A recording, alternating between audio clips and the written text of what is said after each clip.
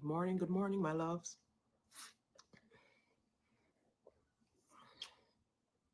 You guys can be back and forth between this page and the next page because as I talk to you, listen, y'all keeping me company tonight. So we can gaff.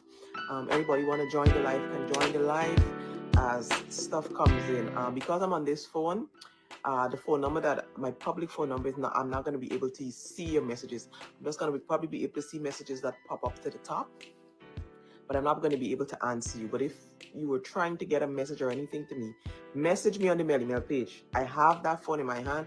I'm going to be replying to those messages, those videos, anything that you have to send. Send it to me here on the Melly Mail page. So we are, oh my God, what are all of you doing up? Let me see. You can, if you need to watch anything, I'm not going to be able to see your messages. Or you can watch it from your phone. I'm hoping that I'm guessing Keon went to sleep.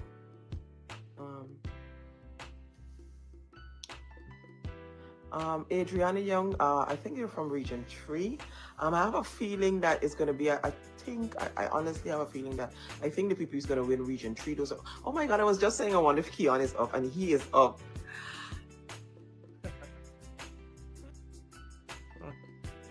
So we here. My partner is coming. Sleep. Be up. I'm just listening. I literally just said, I wonder if Keon is up. He probably went and took a rest because I know you've been on the road all day. And I was like, I saw the request. I'm like, oh, he's up. Who's got time to sleep right now? This is action, buddy. I haven't slept in what? This is probably gonna. I slept 2 hours in literally 48 hours because I'm going from last night. I didn't sleep 24, and then I had a 2-hour sleep today when I left, but I haven't slept since then for the day. I'm going into it's 1 o'clock in the morning right now, so I'm going to I trying to keep up. I can't believe what we're seeing. Melissa, this is unreal. Listen. In our wildest dreams. I never thought I would have seen the day when I would have seen the P.P.P like this. Listen, they are worried that Freedom House, the cussing James Bond, the sign he crossed, the cussing this one, the blaming all those people they gave contracts so that they didn't turn out to vote for them. But you know what happened, Keon? Not only, you know what happened? Their supporters didn't turn out to vote for them. But here's what I love what their supporters did. Their supporters know that they were going to be victimized. Their supporters stayed quiet and spoke with their vote. And that is how you show a government who is boss. Yep. You're right? That is just what the P.P. supporters did. That is exactly how you show a government that has been victimizing you, that feel all them and the ministers above criticism and above being held accountable and all of that. They're literally trying to muzzle an entire nation.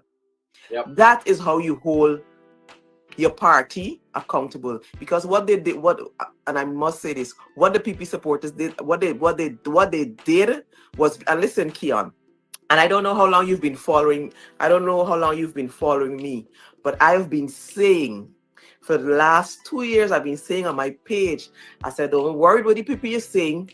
I speak to a lot of their supporters in my inbox. They don't even follow me. If they want to see something, they click on my page, they go, they look at it, and they come up. They say, Mel, we can't even follow you because they're literally checking to see everybody that is P.P. that follows you, if they like something, if you share something. So a lot of them wasn't following me, but we were communicating all the time via my inbox. Like they will tell me things that are happening. Like, you know, the P.P. come through here today, imagine they share all this and stuff. So I knew that a lot of their supporters from a lot of their their strongholds were not going to turn up to vote.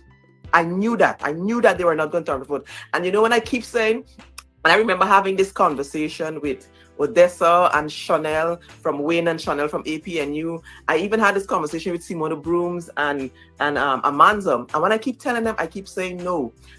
A lot of their supporters are not going to go to vote. And you know what they said to me? They said, oh, no, don't worry though. When it comes, there's only setup. When it comes, when election time come, you can see how they're going to run out. Well, I am happy to say, Chanel, Odessa, Amanza, everybody that I was telling, I am happy to say that I was right. Absolutely. Yep.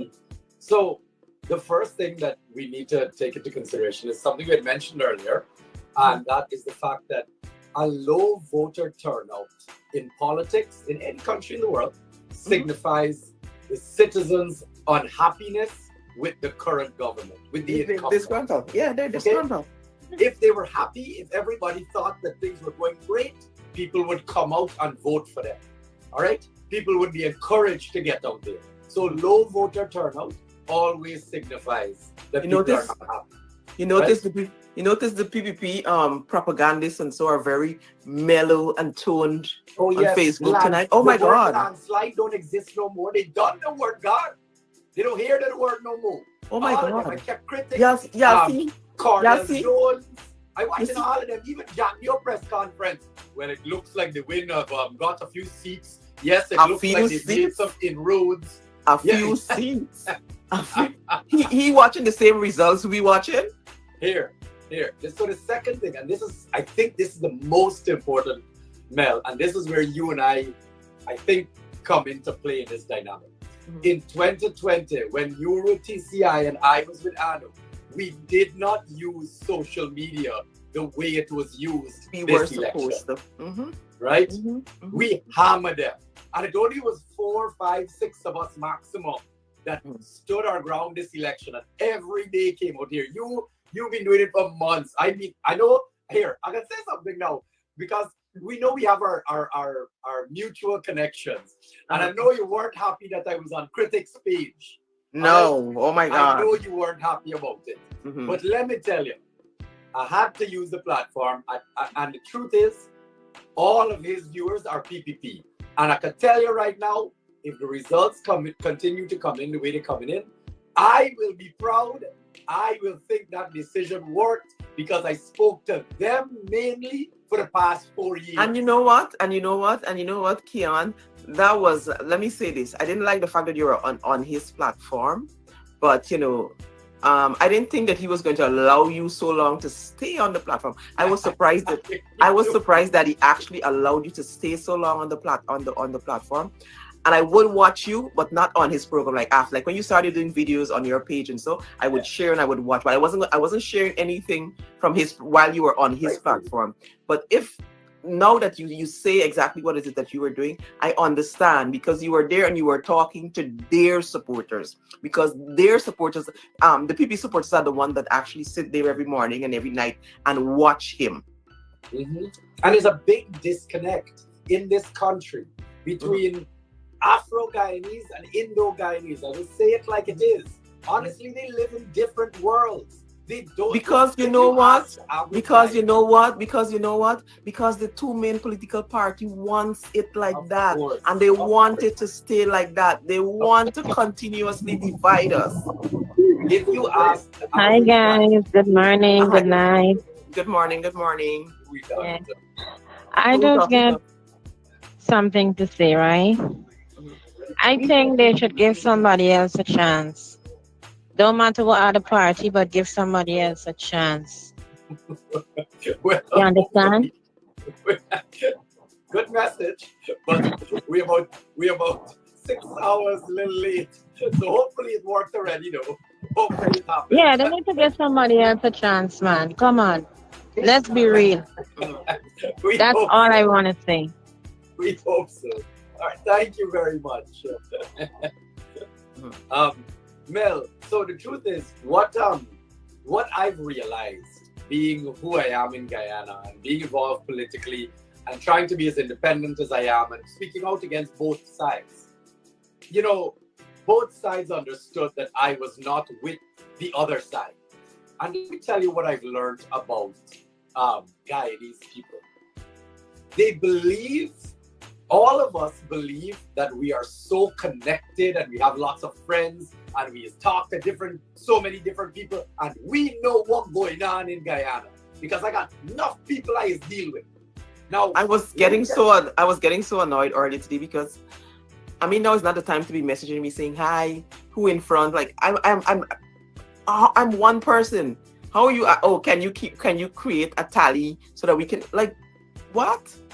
Yeah. I don't people understand. So here is what the people don't realize. And I ask the same question to all of them. Every time somebody says they know what's going on, I say, how many of your friends vote for the other party? So let's say you're a P.P.P supporter. How many of your friends are A.P.N.U supporters? And same thing with A.P.N.U. How many of your friends are P.P.P supporters? And every time you ask them that, they look and say, well, not really none of them. Well, maybe one, a group of Indian guys might have one Afro friend or vice versa. And I sit there and say, you see your problem? You're completely detached from the other 50% of this population. And you believe you know what's going on. You know, I believe you've gotten this confidence from I don't know where because you're in an echo chamber. And we're trying to explain to y'all that both of you are suffering. Both sides, P.P.P and A.P.N.U, got the same complaints, the supporters. But y'all not listening to one another because y'all have been trained to hate each other. And it's craziness now. And I hope these results continue on this trend because I can tell you right now, minority government looking guaranteed. Exactly. Change of government is looking possible. Possible. That's what I'm saying. Minority government is guaranteed. Change of government is looking possible. Exactly what you said. But we don't know because we're still waiting. I'm going to be uploading ballots all night. We're still waiting on region 7 and 8 because I think those are the game-changing regions.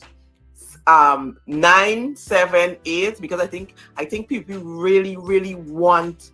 Those are the Jaguio knows too. He knows that those regions, those Amerindian votes and those particular regions, it's a must win. It's a must win for them. And they're not going to, and it's not going to happen. Yeah, if there's one thing I am confident about in this election is the P.P.P lose all the Amerindian votes. Okay? It's not gonna happen. They must have got all the 2 shows that they pay big money to that gonna run behind them. But let me tell you, them villagers sat down there and went, nope, we don't know what y'all doing. We don't know y'all helping the enemy. You thief all the money and we are left with for dead hate. And we voted y'all out. Here, when I mean shift in this country, the people feel empowered. People, y'all take, at the end of this, let me tell you, it don't matter who go in government now. The people now have learned that they have the power. For the rest of history in Guyana, we, the people, have the power, not the politicians. And when they come around you, must look at them in the face and say, partner, you work for me. I'm telling you what to do. And I've been saying this to them. These people working for y'all. These people running y'all battery. They are working for us. They're working for y'all. They're working for you. And excuse me if you see me my phone, because as I talk to you and as SOP comes in, I am posting on the Melly Mail page too. So if you just want to keep track, because I want everything in the public domain. I don't want in case we have any tussle with Gecom and cooking up any number and anything, because we don't have eyes all over, because at this point I think P.P.P is in desperation mode. My source, look now, my source is at Freedom House. Well, they couldn't all day. They were kind of like jumpy to text or call me or to even say, because remember they don't know who I have in there, right? So they're afraid. But I finally got a word. Earlier, and the word was Melissa silence. Here. Melissa silence. I am one of the top brass in the P.P.P. When I mean top brass, message me and say, well, it looks like you might get your wish of a minority government. I said, Well, for you to be messaging me, though, you really worried about what happening next. This is one of the people that breach landslide. There is no way the P.P.P could ever lose this election. There is no way the P.P.P getting, what was the numbers? The numbers was like 42 seats, 38 seats. All of a sudden, their mouth slipped now, but I said, in order for them to get the minority government, it would mean you had to lose votes. You, the P.P.P, had to lose votes. You understand? They can't get minority without two votes. I think how it's looking right now, I think the only region P.P.P stand the chance of winning right now is 6-3. For me, Syria. Yeah. 6-3, they might. I don't even think they get in over the river. I don't even think they get in. I don't know. Let's listen at this point, this election can go anywhere. That's it. And we have never been in a position with the P.P.P where an election can go anywhere. Yeah. We always know, we just see these numbers. We always know from seeing these numbers start coming in, who possibility of who winning. This can go anywhere. Listen. Did you watch the Jaguio press conference? I have never, ever.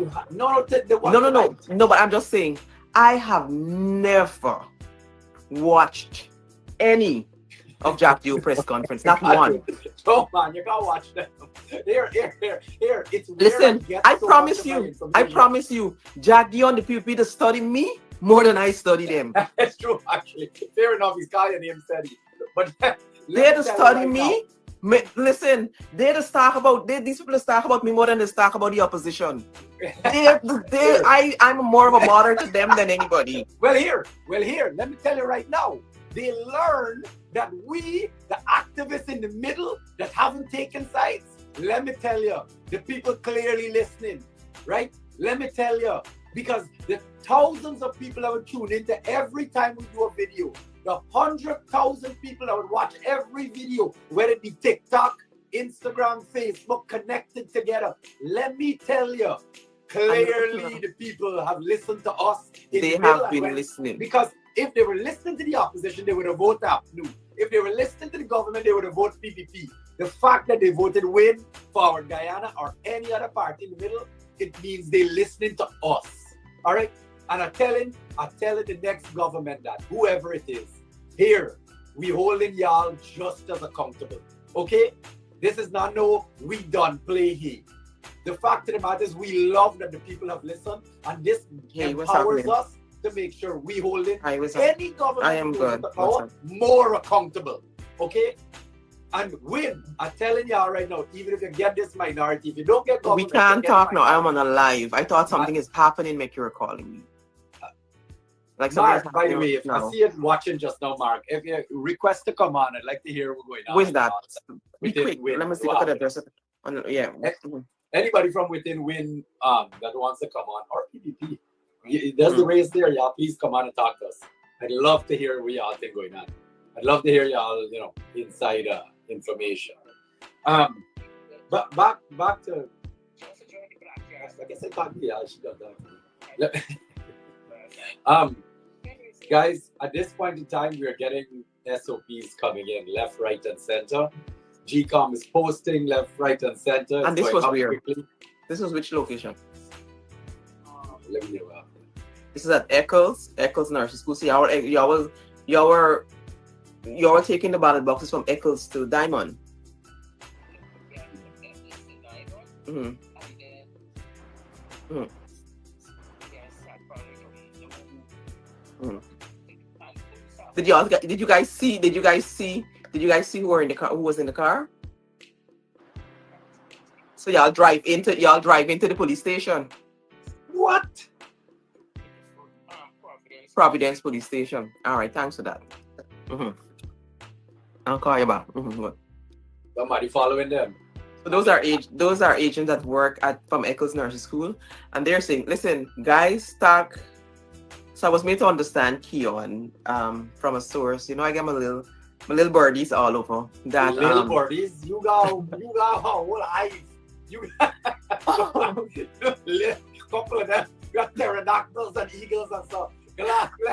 So, I was made to understand that the international observers are paying keen attention to like people like me and you that are mutual and what we are posting. Because we notice I've been posting the areas that the PP win as well. So I want you to tag them because I want them to report on every single incident that happened for this election, because I want the international observers to have a clear understanding of what it is the PPP tried to do.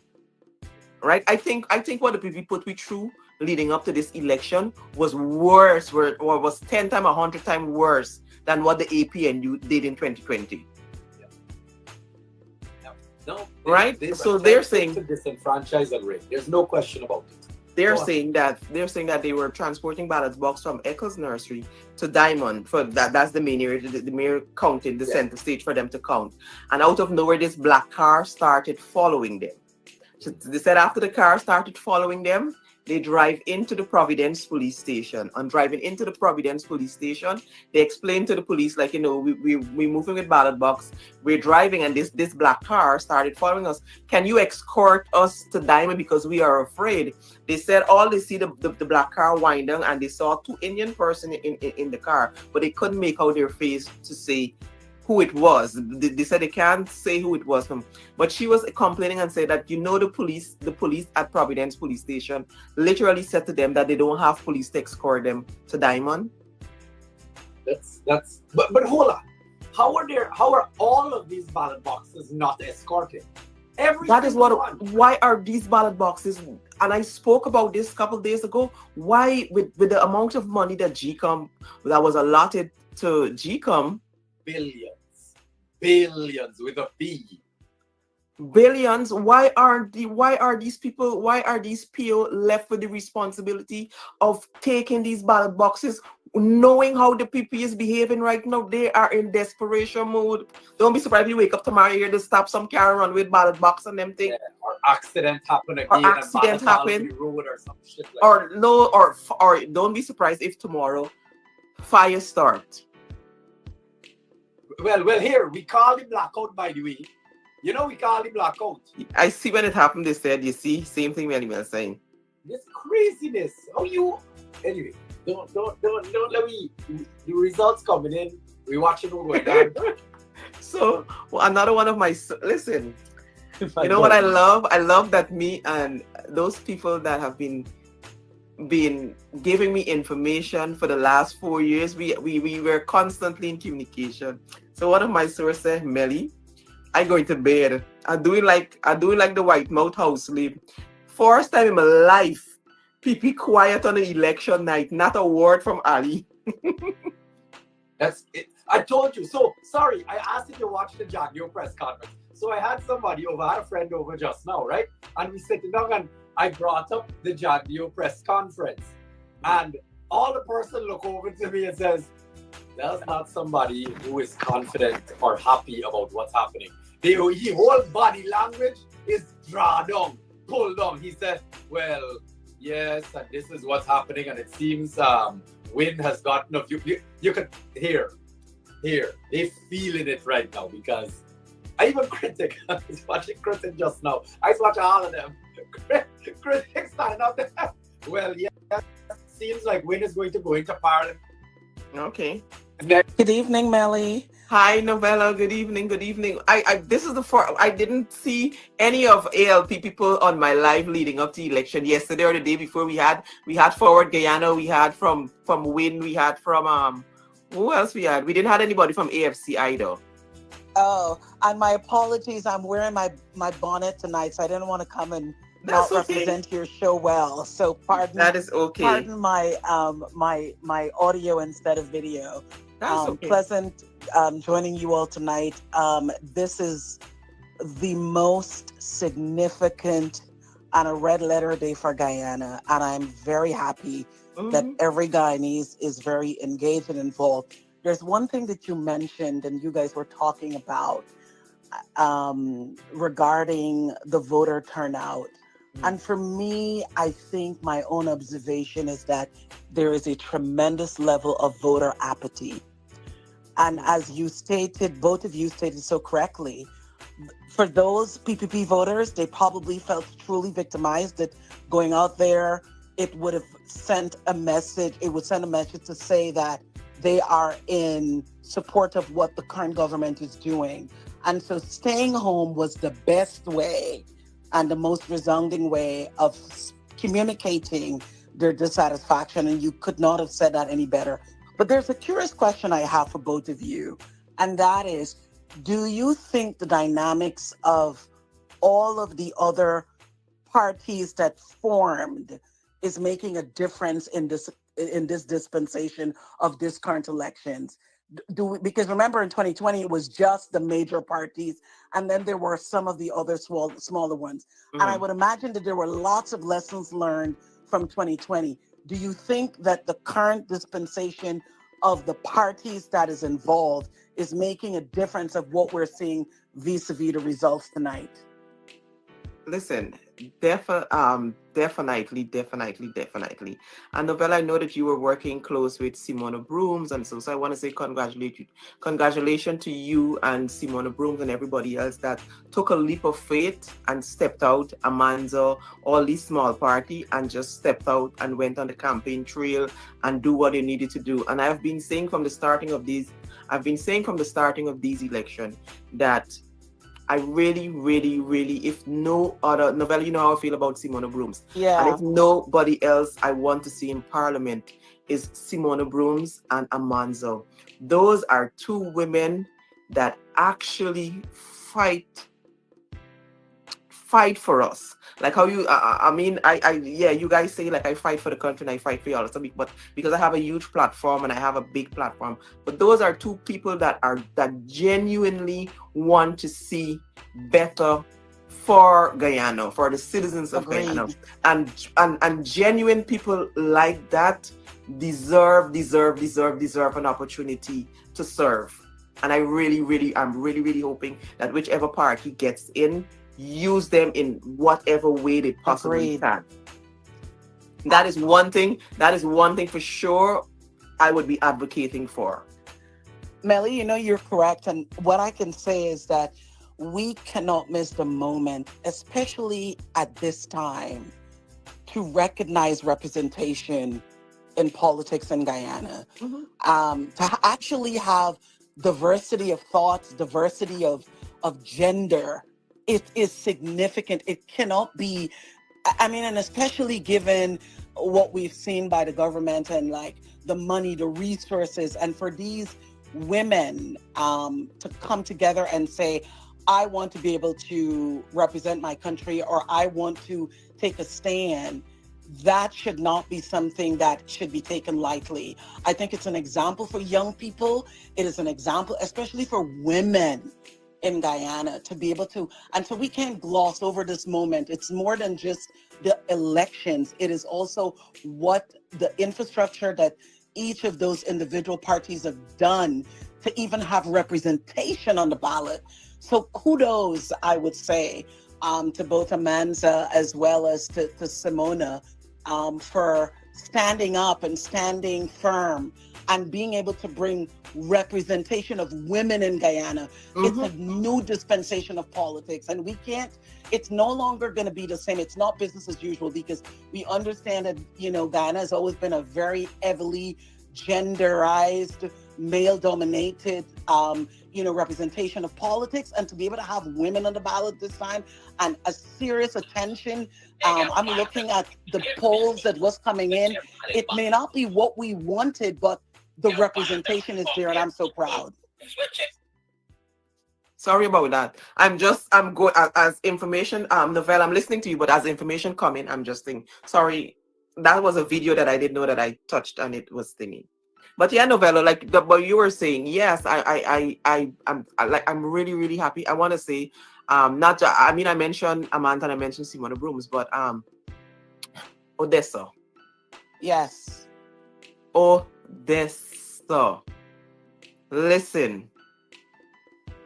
Hopefully, I'm gonna wait until after the whole election and everything, and I'm gonna discuss in depth like how but like I can't say everything, but I'm gonna tell the story of what me and what me and Odessa did behind the scene to facilitate this and start this whole movement and everything. I'm not gonna tell you guys now, but I'm gonna wait until after this election results and things calm down and so. And I'm gonna let you in on how you know we decided we can start a movement. Yeah. Because we got to go out. You know, that storytelling is important because, you know, we need to know and learn what's the genesis, because it's an example for young people to be inspired by it, right? To be able to know that everything and anything is possible. And let me just, our dear country. But let me just say this. Let me say this for those of you who don't know. Azadeen Mohammed was very, very reluctant to run for president. Very, very reluctant. He was like, nah, man, I'm just going to do my thing and help out. And so was very, very reluctant. I want to thank each and every one of you that saw what could happen and kind of like pressure him into like saying, you know what, let me do this. So when I hear sometimes people be saying, oh, he's running for president because he's trying to save himself from going to jail, or he's trying to do something, he's trying to do that.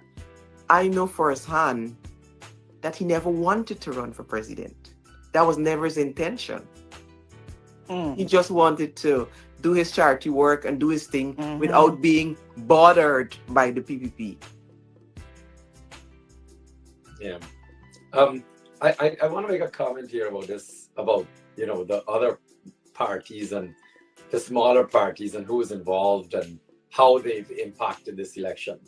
You know, when I take a look at how this election played out, how everybody participated, what I was able to do is I was able to link up with so many different groups here, being in Guyana and, you know, speaking out the way I am and have been doing it for so long, is that I found it very interesting that so many different people from different aspects coming at this election, you know, with different, I don't want to say different opinions, but different areas of expertise, if you will. So I lean into, you know, us talking about, you know, minority government and, you know, doing away with the two-party system. And then you had other people coming in with the racism aspect and saying we need to do away with racism. And then you had, believe it or not, you had people like GNANDLALL that was coming at the oil contract situation and saying, listen, these two parties both had their chance. And you know, they're giving away with oil. Listen, Uncle Glenn, while they were not only that, while they were saying Uncle Glenn only talk about oil, Uncle Glenn played a very important part too. Strategic, very strategic. Shout out to Uncle Glenn.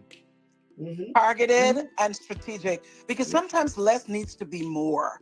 And so he had a particular niche and focus, and that was to keep us accountable to what's happening in the oil sector. That was also important in the strategy of this dispensation of what's happening tonight. So to let us know what this government is literally letting ExxonMobil and these oil sub companies and so get away with, because we would have no idea because we're not looking at it. So all those things, because the people have so many other corruption going on that we ain't even start. We got so much problems, worries, corruption, victimization, all these things going on that some of us weren't even paying too much attention to ExxonMobil and what they were doing. Even down to the academics, and I think we need to call them out too for the role that they played. The J.K. Lal, the what's his name? Oh gosh, the lawyer / accountant, Chris Ram. I mean, believe it or not, these guys played their role to their people, preaching the same message that the P.P.P. is wrong and bad for what they're doing. Everybody played their little element. Everybody played their little role in this. And, we found our niche and it grew into something much larger. And then WIN came about just the other day, right? It was only 2 months ago, wherever it was. And everybody went, look, this is the one. And just need somebody else.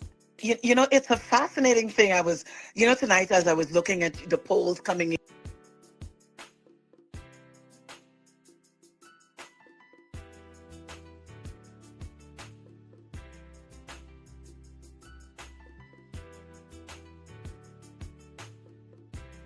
Turn Up Tuesdays, right here on Delta 9 Media. I want to thank every single person that's live with us right now. I want to thank every person that's tuned in. And I see a number of comments. I'm just going to read a couple of them into the record. Ram Karan, welcome into the live. Wayne, welcome into the live. Omar is saying, Viva P.P.P, welcome into the live, Omar. But please don't spam the page or I'm going to ban you. Don't put the same thing over and over all the time, all right? Please. Because I'm going to read it and then I'm going to scrolling up and down. Thanks for tuning in. Wayne Kenny, thanks for tuning in. Everybody that's in the live right now, yeah, I hear what's going on the ground. Seems like the win took the win. Up to now, this is what, persons are predicting, and anybody that goes in is going to, be a part of the minority government that will be running the country. So clearly, like we would have spoken about on Thursday, yeah, I could check back the video and you're going to see what was the discussion. But we're going to wait until final results and then we're going to get into some more of that. But right now, let's hear what the interview was. Let's hear some of that interview that they were talking about that was done by the VP. Let's hear some of what that represented. All right?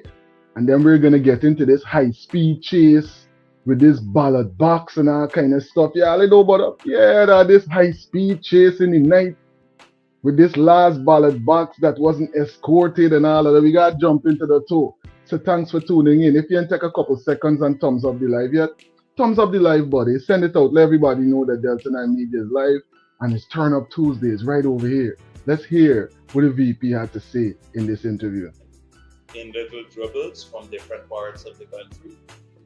And it's hard to form an opinion based on what you see on individual statements of poll. We have a macro picture. And as far as I see, it's a good picture. And the results are going to be known very soon. We don't have to wait 5 months for these results because by tomorrow I expect all of the SOPs to be uploaded and then every Guyanese would know the result of the elections. Having said that, as I said before, we've examined all of the numbers. We've been calculating turnout and turnout in different parts of the country. And we've been looking at the trend, the early trend. And the trend that we see now confirms what we knew before the elections, and we said to some people. And we expect that trend to hold from the polls that we had. So, what is that? And the trend is, you're seeing it now, that A.P.N.U will have a very difficult night. They will have a very, very difficult night. A.P.N.U supporters. Greetings, Janet. Welcome into the live. How would the lady ask you something? Before you start talking about yourself, you gone over to who can this and who can got a good night, bad night.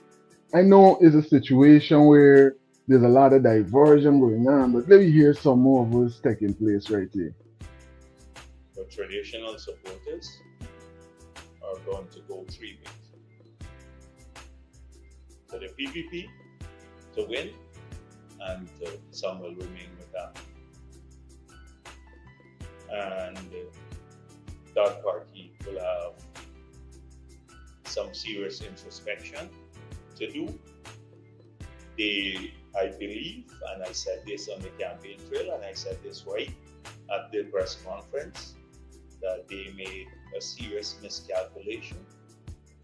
They were hoping that win will damage the People's Progressive Party and somehow lead to a minority government. Now, win will take support from A.P.N.U, may take small numbers from the P.P.P, but just consider like a few facts. In the last election in Georgetown, A.P.N.U got 45,000 votes in South Georgetown. We got 6,000, just around 6,000. That's a 39,000 margin in South Georgetown alone. In North Georgetown, they had 22,000 votes, and we had 11,000 votes.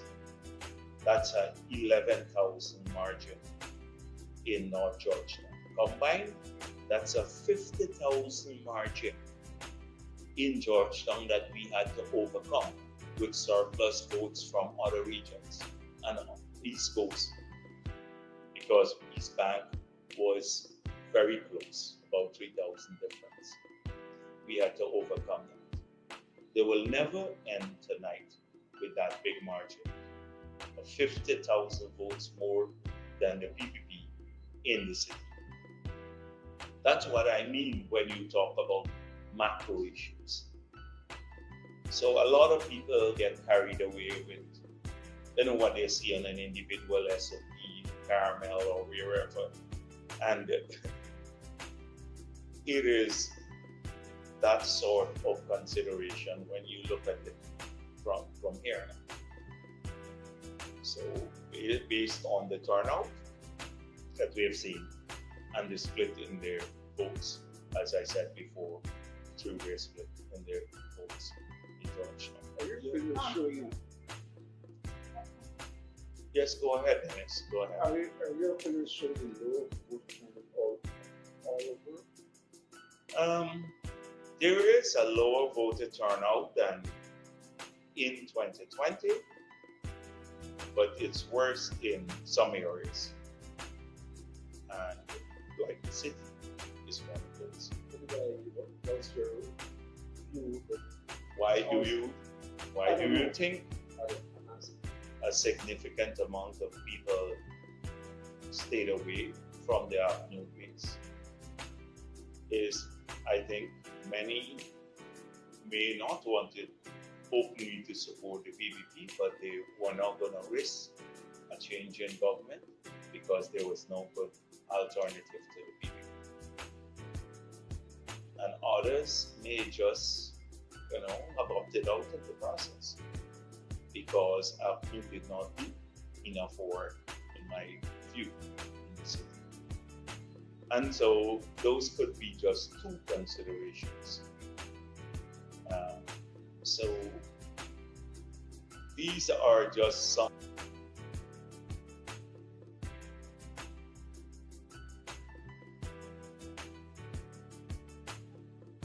But what's the other considerations? They got any other considerations?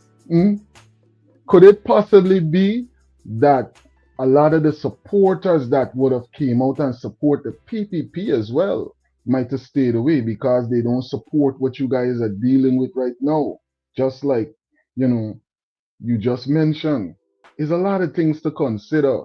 There's a whole lot to consider. But for now, we're going to jump into this. Let's hear what went down with some of this chase with this ballot box. And then we're going to get some more Melly Mel. I used to watch your body language and everything. I see the job come on. Big man, you have the attitude. You are one, you don't drop all the ball back. Watch the tail that's running in your face. Campaign Jeff. And I see you walking going down. So we live right now. The last ballot box, 218. It's in a private bus. Park up on the road. A private bus. Park up on the road. No police escort. And I'm watching. The bus just stopped there. What is going on? The last ballot box. The last ballot box is in this bus.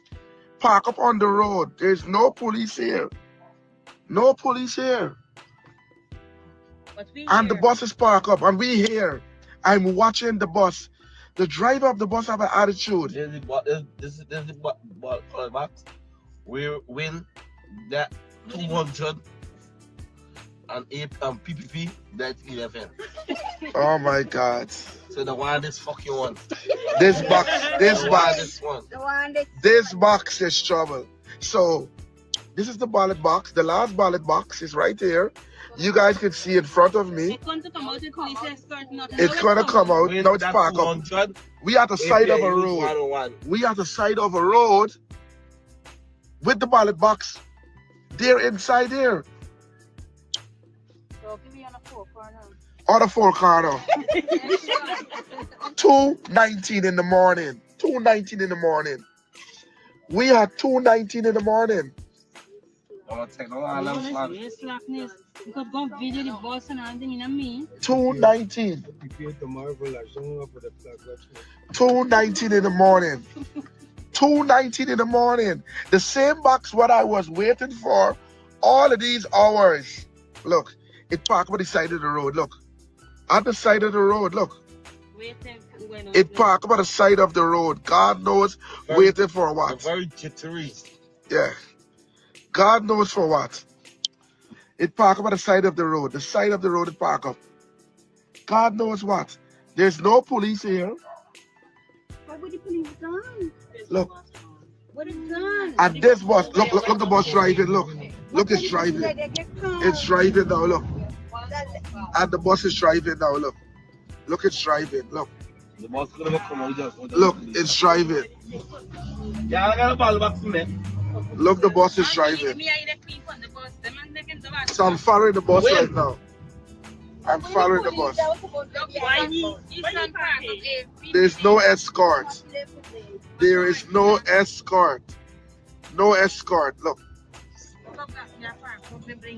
There is no escort. I know for the seat of this bus. Hey, what time is it? Like. You got some of that. No.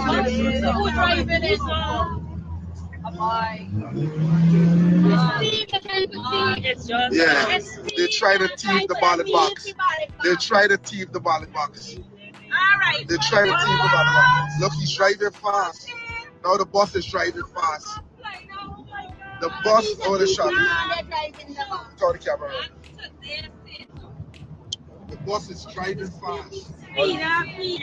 Speed up. The ones that are on there, off the back. Yeah, they're trying to tease this ballot box, but I'm following them. I'm following them. We bad driver, dog. I'm following them. Dog, you bad driver. No police escort. Dust out. No police escort. What is this side of the corner? Yeah. But them know that airport that the car park, but then so where do we uniform? I don't tell you. Yeah, they're trying to tease the box.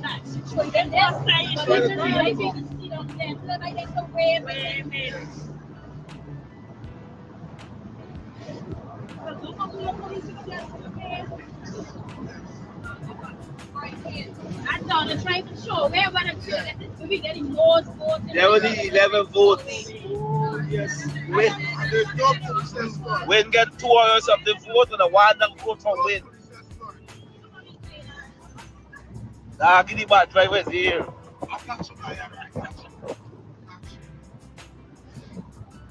You guys are bad behind you. But they're going over all of that things. Our drivers go overboard.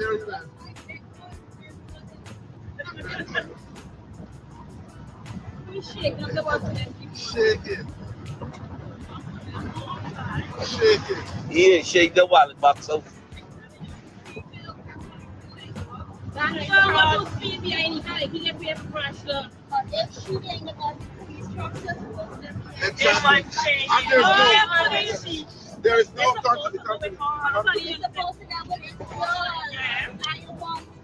and there is no police escort. At 2 something in the morning, no police escort is escorting the ballot box. The driver park up through the street long, waiting. I don't know who he's signaling. I don't know what, but I'm behind him. Where he stop, I'm gonna stop. I'm behind him. Turn on him.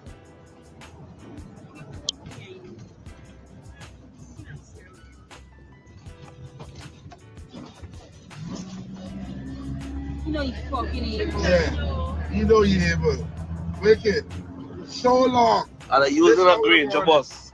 Why do you call it fucking bus? Why do you call it bus? They using a Granger bus. Take by out. Yeah, what if you vote fucking win? Don't work with Granger PP. You fail. Fucking team Mohammed. Yes. Win all the way.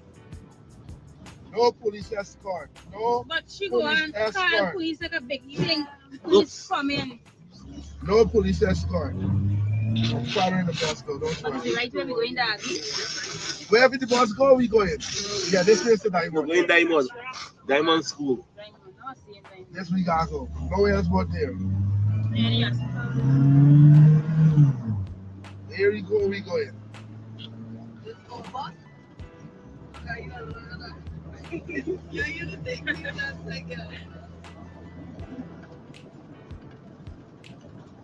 Look at them, the blue crap chip and park up in there. That's why y'all listen to me and y'all everybody can see walk up after y'all and always going, them walking, them same black attack all looking like you walking. I saw you come out the side going and they go, well, you not police for doing a better over the mine. Nah, it come back with the envelopes. Yes. It come back with the envelopes. Doggy boss is a scrape. There's BB 6135. one fucking light. One light. Up secure light. Up secure light.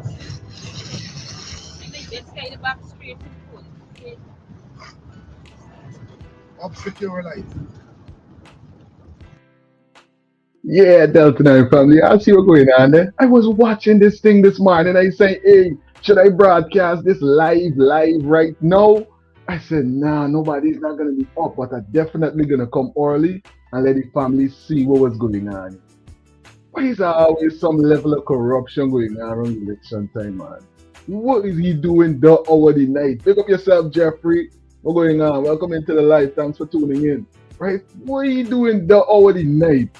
He alone escorting ballot box. It's good thing that person's out there observing everything that was going on with us so we could technically get a chance of what took place. Let's see some more of this.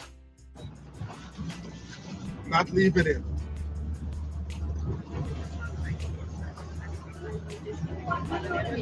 If you come out and tell each other you're more alone, that only more say you go. People don't say you go, you know, when they're up in a crack away. I left the vehicle there. Why left the vehicle there? I don't understand. He left the vehicle and gone in the place. Yeah.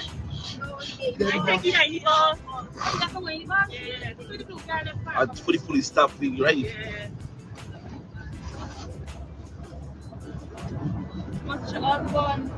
All of the police staff, we ain't stopping that. No, not stopping. Don't stop at that. So we gotta escort this bus. All of the bus around the gas, we stopping. We escort the ballot bus with the votes. This is what this country gone to. We escort him, the ballot bus with the votes. We escort him over 220. Greetings, Esther. Welcome into the live. Junior. Belly, everybody that's in the live right now. Thanks for tuning in.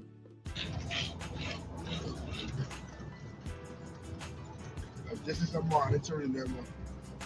This is a morning to remember. Greetings, Denise. Welcome into the live. Thanks for being a part of Turn Up Tuesdays right here on Delta 9 Media. And yes, you don't A.F.C. them, I want to review them to give them the work them to know. Yes, sir. No sense, exactly. Simple question. Which box? Like we had a box in the park, but yeah, something. The fucking ballot box. Yeah, I don't hear the police. Yeah, I don't hear but where this come. I go police here and talk. Cause it's like they're working with Ardo, the same bus driver, whoever. She's dealing. I know they say yeah, something. Okay, she's crooked. She's crooked as a pie. Exactly, Stalin. All day. Crooked as a pie. Look this hour. This hour. Crooked as a pie.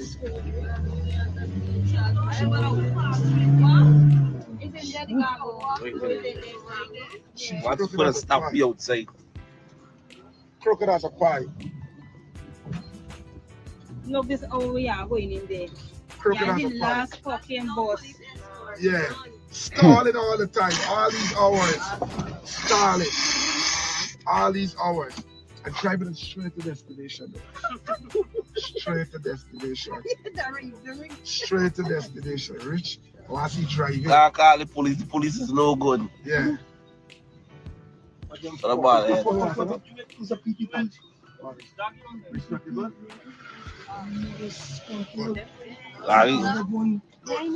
You collect P.P.P water. I don't care.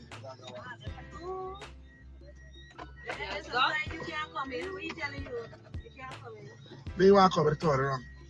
Do it. The next show. Grand Rising, Julie. Welcome into the live. Thanks for tuning in. Oh, them name is the you don't make fucking joke with it, no? He's got about it, but okay, mercy. Yo, yeah, he's right, bro. The TV's box, bro. Look at the boss, long way there. Oh.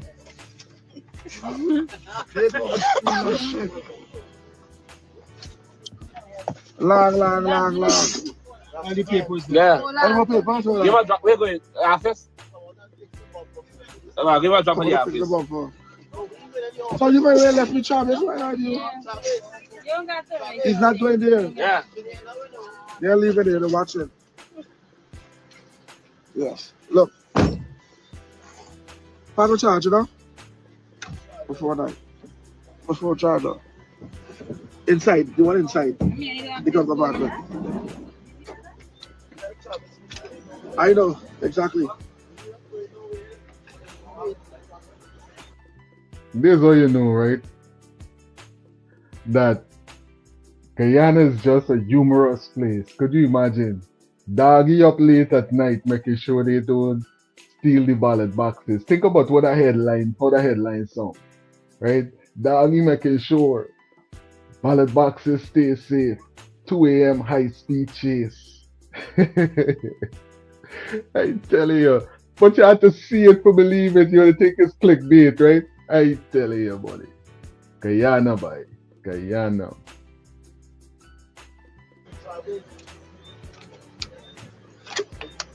They go to steal a ballot box. They go to steal the fucking ballot box.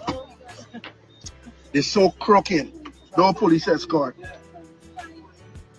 They go to steal the police ballot box.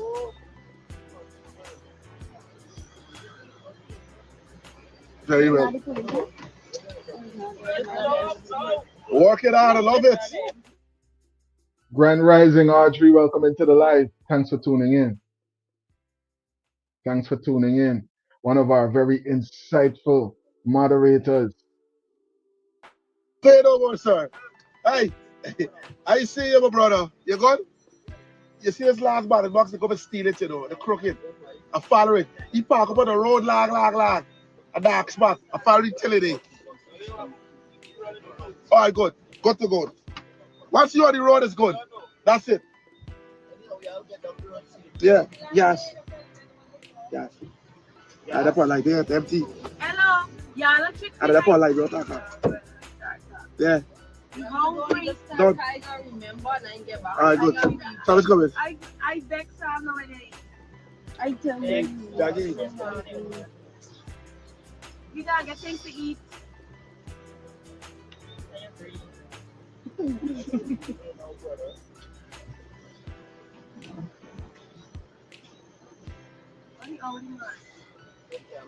Yeah. There. Nothing is in there. No. Stick up the cash. This right. So we protect the ballot box. It's right in front of us. The lady is crooked. The lady is crooked. Look, what's in there? The ballot box is in there. Yeah, come in. You put up the ticket from there? The ballot box is safe, ladies and gentlemen. Guyana, the ballot box has reached its destination with no police escort. The last ballot box reaches its destination. The last ballot box. Will the police girl show her? See, Bellis is saying, Doggy deserves his own TV show. He is like the new age Oliver. I tell you, entertaining, right? Very entertaining. It's one doggy. Audrey saying, go doggy, you are watching them thieves. I telling you, late in the night to early in the morning. Our loyal dog doing the police work. That's what Anna said. I telling you, hey, it's never a dull moment. Never ever a dull moment in Guyana. Let's hear some more of what was going on in the situation that was being presented on the panel with Melly now. Me and Melly, and you posted, and I'm like glued to the your page, and I was reflecting and saying, you know, we have to actually do sort of like a postmortem of this entire experience of Guyana's emergence of politics and the elections, because you add a political party that comes on the scene for about, I would say, less than 90 to 120 days. And what they have done, it should be something that we actually, it should be a case study. And then we'll be able to look at it more when we're able to see what the polls, what the exit polls tells us about their results. Because it is literally, and even to forward Guyana, like we must study what happened at this time around in our politics. It's nothing ordinary that we should gloss over, because it's a real thing, Selwyn. Where I see it is like, yo, Guyana is not a real place. Sometimes some crazy stuff is be going down. Right? That's the delta of them coming on board and what they have been able to achieve. Some probably with more resources, others with less infrastructure, less time, and to play catch up to be able to deliver what we will then witness and see in terms of results. We must do a case study of that. How the people took the power back in Guyana. Correct. Legendary. All right. We saw in 2020 versus now, and seeing what social media has done. Social media is now the nucleus. It's now the new vehicle. Like literally, like, I mean, Melly is getting information in real time. We can't take those things for granted. Nope. And so all of those things plays a significant part in terms of how accountable citizens are, how vigilant. Melly, I was looking at your video for the folks in Anne's Grove. People are deeply invested in this election, and they understand that their life depends on it. So kudos to the people, kudos to the citizens of Guyana. The whole I think you need to correct you. The whole world, you know, is paying attention to this. You know, Guyana being the player that they are, you know, in the oil industry now, in you know, the environment and in everything now. I mean, you know, we're a player in the game, and the reality is, I think everybody kind of put their, you know, shoulders to the wheel, as Amanza likes to say, and that was it. We created this change. And I hope, I mean, Mel, let's also be very tempered with what we're talking about here, because at the end of the day, we still got a lot of results to come in. All right. I am posting while I'm talking to you. I am posting all these things. Like shout out to the 592. I literally have people that are driving around and getting these subs to me and saying, Auntie, you get Nandi Park yet? Let me go and drive and get it for you. Cause you know the place it up outside the thing. Yeah. Auntie, and these people are when I say, listen, when I say like Novelli was saying, when I'm saying that these people like the 592 really, really, really are invested in this election. Essequibo. I need Essequibo numbers. This is what I've been asking for. I have some. I've been posting some. Not all of it. Yeah, we need. But some are coming in. Some are coming in. Serious area. That's serious. Here and then Madia area. These are critical places. Madia looks like I've been getting some of Madia. Madia looks like it definitely went to win. Let me tell you about Madia for 2 seconds before anybody else jump on it. Let me tell you about Madia. Madia is probably the biggest swing region, swing county, swing area, if you will, whatever you want to call it, district in this entire country. Every election they swing. They went from A.P.N.U to A.F.C to P.P.P in 2020, and they got again with win now. Here, Madia don't play as you mess around, Madia, as you don't help them people. They gone, they done. They gone. They just show you exactly, okay, Yeah. you're doing this to me next election. That is Right. it. Go your way. And the P.P.P lost them since the fire with those girls. Here, I think it wasn't just the nothing. fire with those girls. It was the fire. It was the fire of you allowing all those teenagers, all those kids to get burnt alive. Oh, God. It was the government negligence. Yeah. It's on the state. That was Yeah. on you. Those children deaths were on you. And was the fact Niger that only Dark that, ministry. and the fact that after that, y'all literally forced the attorney general and the president literally forced those people to take $5 million for the kids. You think A.F.C would take any $5 million? So if anything like that would happen to anyone in the stream, AG would have never, never. You know, never. They've now decided, a large group of them have now decided they ain't doing that no more. They're gone. They're carrying them to court now, right? They carry the state to court. They should. And they should get every single cent they're asking for. They don't even need to go to court, okay? Because one of the big things I could be advocating for if we get this minority or if we get the change, give those people what they deserve. It is the government fault. It don't matter if it's the new government or the past government. Those people lost their children.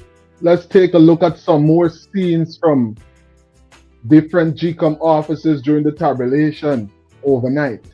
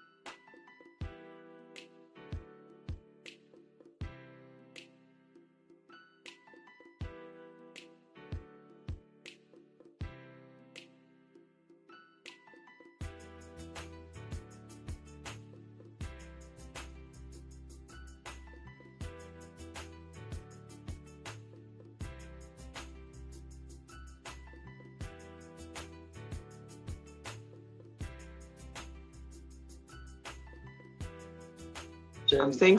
I'm saying sorry when I actually mean to tell the person I'm texting. Sorry.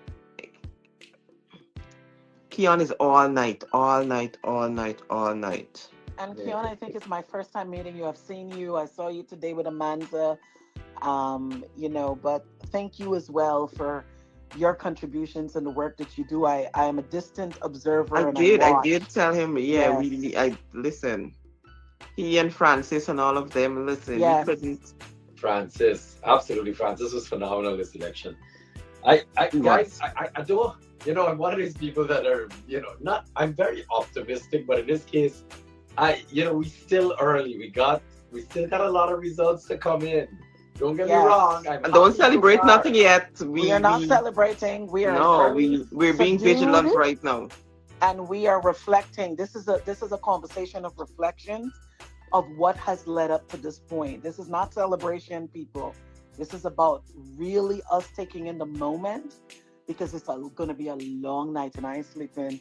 And they can still rig this thing. They can still catch us. They can still do their dirty work. Do not be distracted. Do not be distracted. I don't want to be distracted until I get those official results. Do not be distracted. To the point where, have you been following the GCOM website, the SOPs that they've been uploading? Have you been following it? I've looked at it tonight. So let me post about this one. Did you see they post this thing? Total number of votes 110, but no votes were allotted to the political parties, and this is on GCOM website. Ooh. Let me share this because. So we I guess we're gonna all have to do a forensic assessment of what's on the website, because garbage in, garbage out, right? I worry about that website. Not to mention an NCN doing their election coverage as well, and I don't deal with it. We got still state media. Oh God, we gotta get rid of state media. Oh my God, please. We need to get rid of state media. God, but in 2025, I mean, are we a communist country that we need to be able to still have a state media that, brings the news or brings information? Is that necessary in an evolving democracy? Is that the best we can do? It's the best the P.P.P. and A.P.N.U can do. Okay. Yeah, let's understand that the two of them, as far as they're concerned, everything in their power. This is another thing I think we need to be careful with this election right now and what's going on, is that don't believe that A.P.N.U and P.P.P. it's above or below A.P.N.U or P.P.P. to team up together to make sure that the two of them alone stay in power. Because I know A.P.N.U in their own little panic mode right now, that they're about to get unseated as main opposition themselves. Well, right? Probably. Anything can happen in certain situations like this. So we have to be astutely aware and vigilant on all sides, quite frankly. Yeah. I don't foresee that coalition, but I mean, I could see what they're saying, but I don't think that there's a coalition that might happen. We all think Team Delta. Drop it into the comment section and definitely call it in. The number's right here. Send in a voice note. Let persons know what are your views. Guyana counts as they decide who will be the next president. Elections 2025.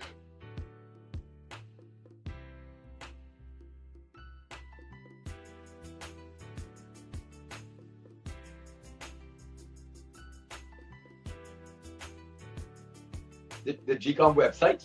Mm-hmm. That is tracking the voters count, the polls and the SOPs and everything that is being reported. So GCOM, luckily we have the international observers, and believe it or not, they're the ones. Belis is saying that the mindset of our people needs to be aligned for this to work positively. Evelyn is saying that she definitely agrees. Thanks for tuning in, everyone that's in the live right now. If you haven't already taken a couple of seconds, please do now to like up this live. Let everyone see it in their algorithm so that the whole diaspora, Guyana, the world, will be updated on everything that's going on with the elections right now. Thanks for tuning in. into 4 different sub-districts. All right, so the issue with Mingo, being the one officer ruling over everything, that has now changed into these 4 smaller regions. Well, I think it's East Bank, Georgetown, East Coast, and I can't remember what the other ones. But now the other thing they're stating is that they're uploading the official SOPs as they go along. Now, Golden Grove Secondary School. Anybody on the East Coast? What's happening at Golden Grove Secondary School? I didn't get any SOPs from there, and they're saying that a friend is complaining. Somebody's complaining here in my inbox that the police are not allowing them to take pictures that's from on the the East polling Coast? station. Yeah, that's on the East Coast. That's my village, actually, where I'm from. And they're saying that they're still sorting ballot boxes there tonight. Mm. What is? Well, when you say But what sorted, time the polls close? I mean, that's a pretty big area, right? Somebody went live.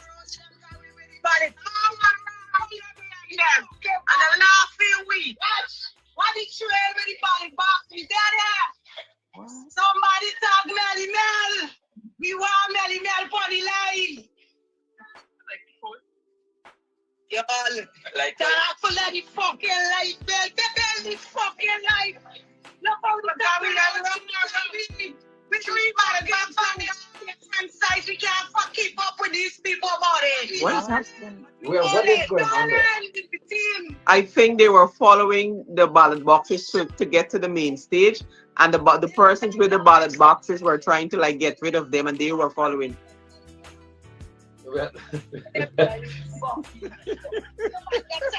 People are not taking this election lightly. I'm telling you, Millie, this one is an important one. Yeah, they got to be careful too, not to disrupt the process. They can't go and do what a black car be doing, if you know what I mean. Yeah. They can't just go and harass,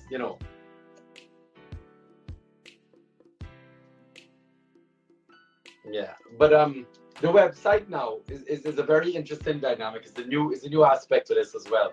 And what I think we need from the website is a little bit more structure. This is my problem right now. They're kind of uploading SOPs as they come in or they verify it. But in a situation like this, I think they should at least be dumping an entire region at a time, right? So we can get a feel and understanding. And even the political parties, more so, that are doing their own personal tabulation. All of them have their own, command centers set up. At least the 3 big ones. Yeah. I don't like the haphazard way of doing things, because it got everybody jumping in. There's no organization, and then it leaves the opportunity for things to slip between the cracks, and that's what I worry about. So Keontae, are you saying that the way that the GCOM should have done it would have been regionalize it and say region 1 and all of the stuff comes in and then upload? So yeah. Is that how you're thinking that they should have structured it? It's just a suggestion of mine, but yes, at least we know one area out of the way, and any issues that can arise with that can be dealt with right then and there, right? But would that not have led to where you would have to ensure that all SOPs, the polling, place 1 is closed, 2 it's tabulated, 3 it's uploaded, and then it is ready for dissemination? So what if some of the areas, because some areas are vast, I think about Linden, like the bigger regions, like a region 4, that, it's not like one, and it's spread, right? So there's a pretty good spread of it. And so if you did it that way, I'm just interrogating the idea.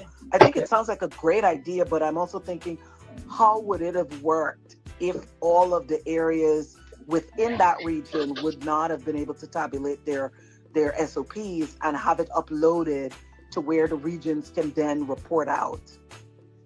So you're absolutely right. Of course, some will take longer than others, but I want to make something clear too with that. Is they've already told us that we're not getting results, at least holistic results, until the 3rd or 4th, right? So timing wise, they've already given themselves that kind of leeway. So, but what is the leeway for?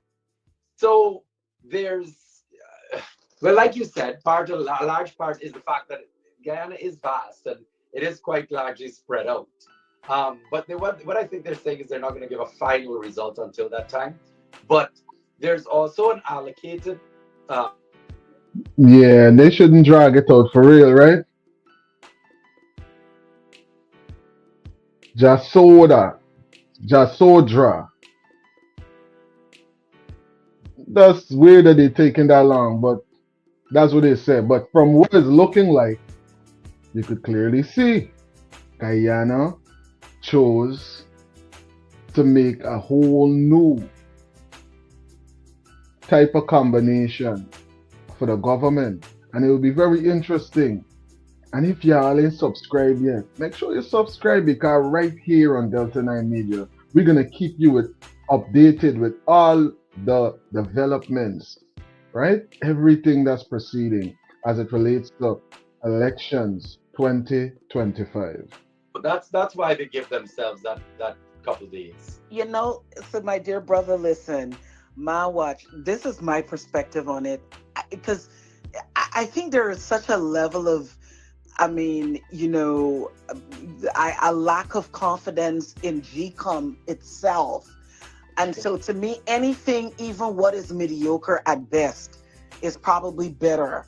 And so for me, I think as a citizen, at this point, because we have not been able to perfect anything to where it is above subpar and substandard, I am taking this as the best that they can do. Load up the SOPs, let us see it, because, you know, I mean, practically what you've articulated would have worked in a more uniformed and a structured and a systematized way if there was proper planning, execution, and they can actually pull something like that off.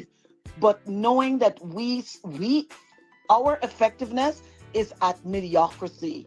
So I will take what they will give us, because if we had gone, I mean, what you're talking about is like 2.0, 3.0, 4.0, 5.0. That's future state, right? And they will have to take some really brilliant minds to be able to get GCOM to that place of progressive innovation. And I don't think that they're there right now. You're right, but maybe not brilliant minds. Believe it or not, you know, the process is almost more complicated than it needs to be. But I do understand why, having been through the process in 2020, experiencing the way I do, they do it for a reason. All right, it's to really take away all doubt. It's to make sure it's transparent as possible, and every aspect they've kind of come up with a system. So it's not terrible, but technology has changed a lot of the game. We really don't need to be going through this to this level of you know, counting and handheld this. And the pencil counting with the crossover. I said, Jesus, my God, I still need all this our money, and we still counting. And people still gotta go and look for the name on a list. Listen, God, ridiculous. Not a petrol state. And for less than 1 million people, right? And less than 1 million people. Yeah, I find people always forget that aspect, because the minute you say that, they go, really and truly, why is this way? But Melissa and I were talking earlier, maybe yesterday, about this actually. Funny enough, one of the things that they should be doing, in my opinion, is they can actually do both biometrics and the handheld pencil and paper voting. Correct. Right? So you can have the fail safes. You can have the reconciliation.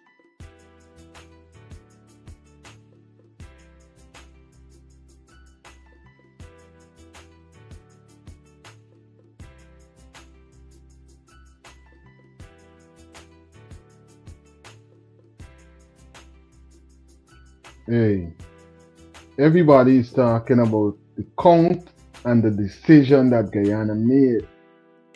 Everybody right now is weighing in, right?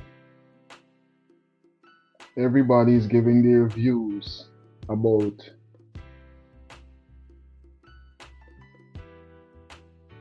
Alright, seems like I gotta refresh.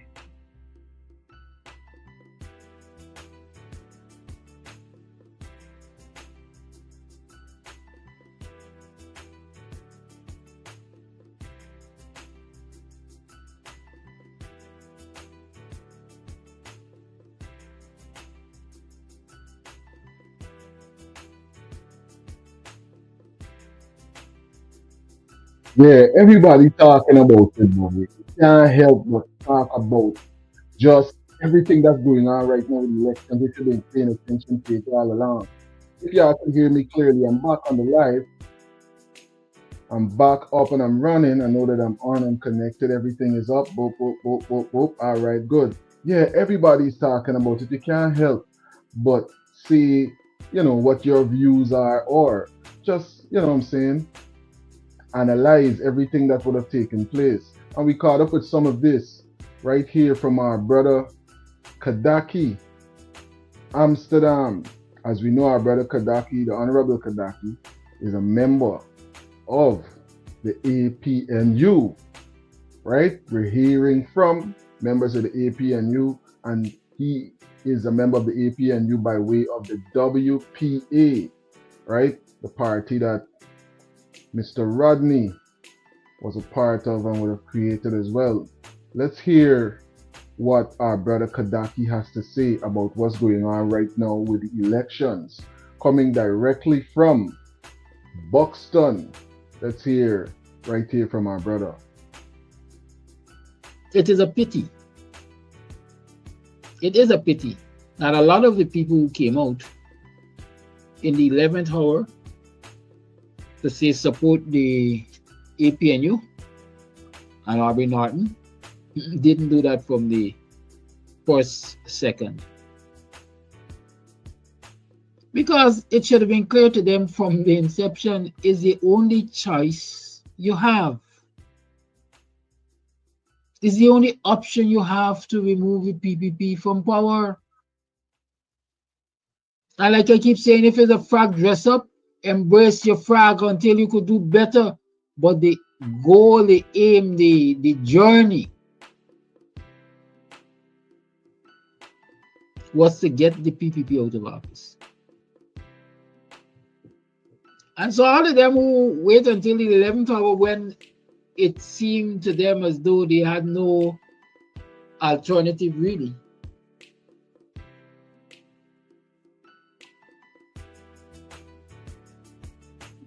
They will get an opportunity to sit back and say,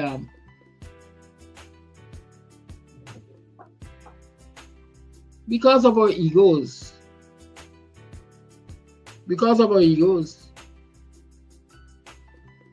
we failed to unite our people behind the one cause.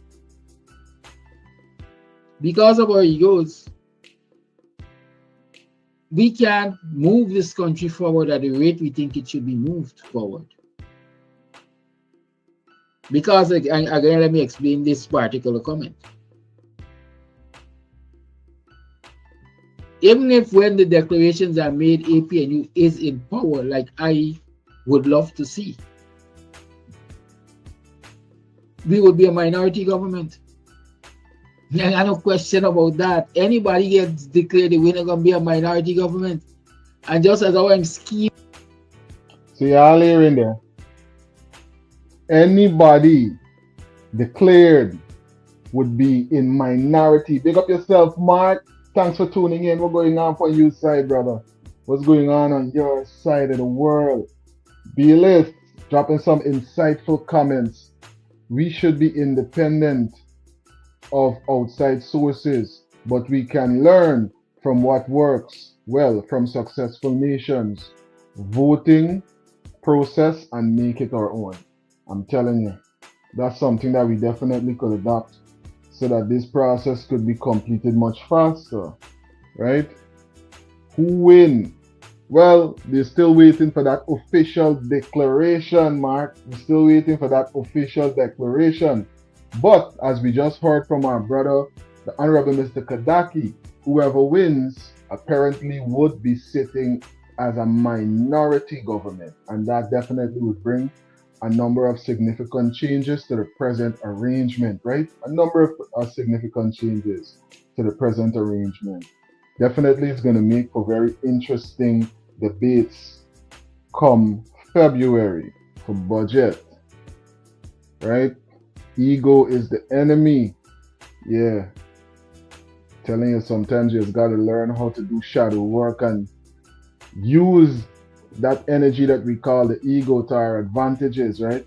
Because you need an ego to survive. Without the ego, you know, you wouldn't have a drive to do certain things. But you gotta somehow use it as a tool and don't let master you. You know what I mean? But let's hear what our brother Kadaki is saying right now. Scheming to don't pass any budget for the PPP and move a no confidence motion against them. The PPP is scheming.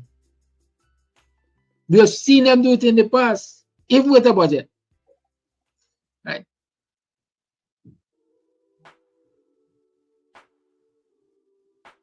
These people get the opportunity to sit back and examine how they contributed to this situation that the nation is in. And really examine it. They say hindsight is 20/20 vision, but the damage is already done, you know. The damage is already done. And so did you hop on the bandwagon in the 11th hour to say, why this thing looked like A.P.N.U got it, and so if they got it, I don't want to be left out in the cold. Let me do just enough to say I did enough. Or like the old lady say, let me just walk with them to the tape to watch them fail.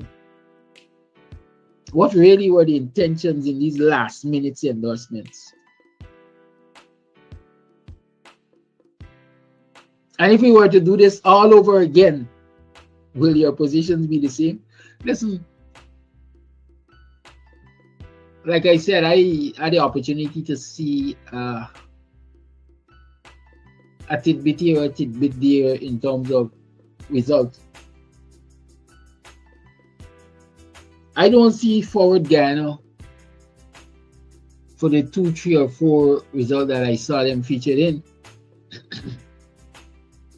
I don't see them outperforming, not even themselves. When I say not even themselves, I don't see Forward Guyana outperforming ALP.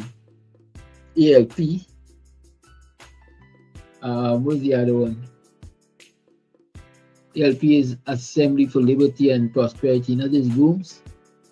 I don't see booms outperforming Forward Movement, which is a Manza. Who else they're about by? You know, I lose track of them. 6 of them, 6 parties. What is one name? Darwin Best. Where Darwin Best there? Anyhow, all of them, especially so that people consider the major splits of the opposition, which is Booms and Walton this year. I don't see them outperform themselves because they attracted votes between 1 and 0.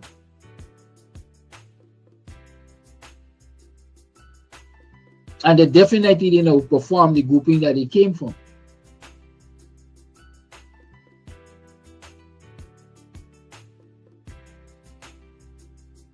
So while they didn't contribute to the strength of the opposition, they definitely diminished the strength of the opposition. Because all of the negatives, all of the negative energies that they had to put out there when they decide that they're going to split, definitely cause people in general, all citizens in this society, to see local politics differently. And that too might have very well contributed to the low voter turnout, because people saying, if this guy be so nasty, excuse me, and if this guy be so divisive, I don't want any part in it. I'm telling you. Welcome to the live, Cheryl. Good morning to Delta and all the fellow Guyanese. United we stand, divided we fall. That is the lesson of life.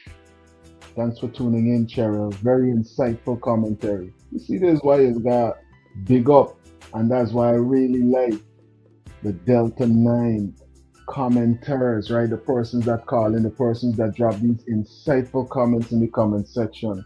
United we stand, divided we fall. who won the elections. Ari, we still don't know yet. They're still counting and tabulating, and there will be an official declaration soon. But guess what, Ari? Make sure that you subscribe, because as soon as that information is known, it's going to be posted right here on Delta 9 Media. Right? Thanks for tuning in. Audrey is saying this: these small parties just be wasting their money and time. There was too much of a power struggle. You see, Audrey's agreeing with what our brother Kadaki is presenting, and there was a bit too much of a wrangling and tangling, kind of like an underworld politics kind of approach, where persons were just outing this and outing that, and then there was all types of different things that went down during the internal elections that you mentioned as well, that I would note as one of the things that probably would have made a lot of persons look or take a second look at, you know, participating in certain things. Very insightful points being made by our brother Kadaki. Let's hear some more what he has to say.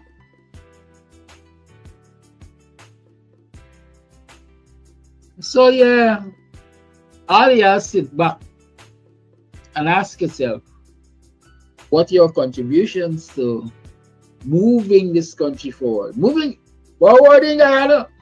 What are your contributions to forward in Guyana? Has been off. I forgot the A.F.C.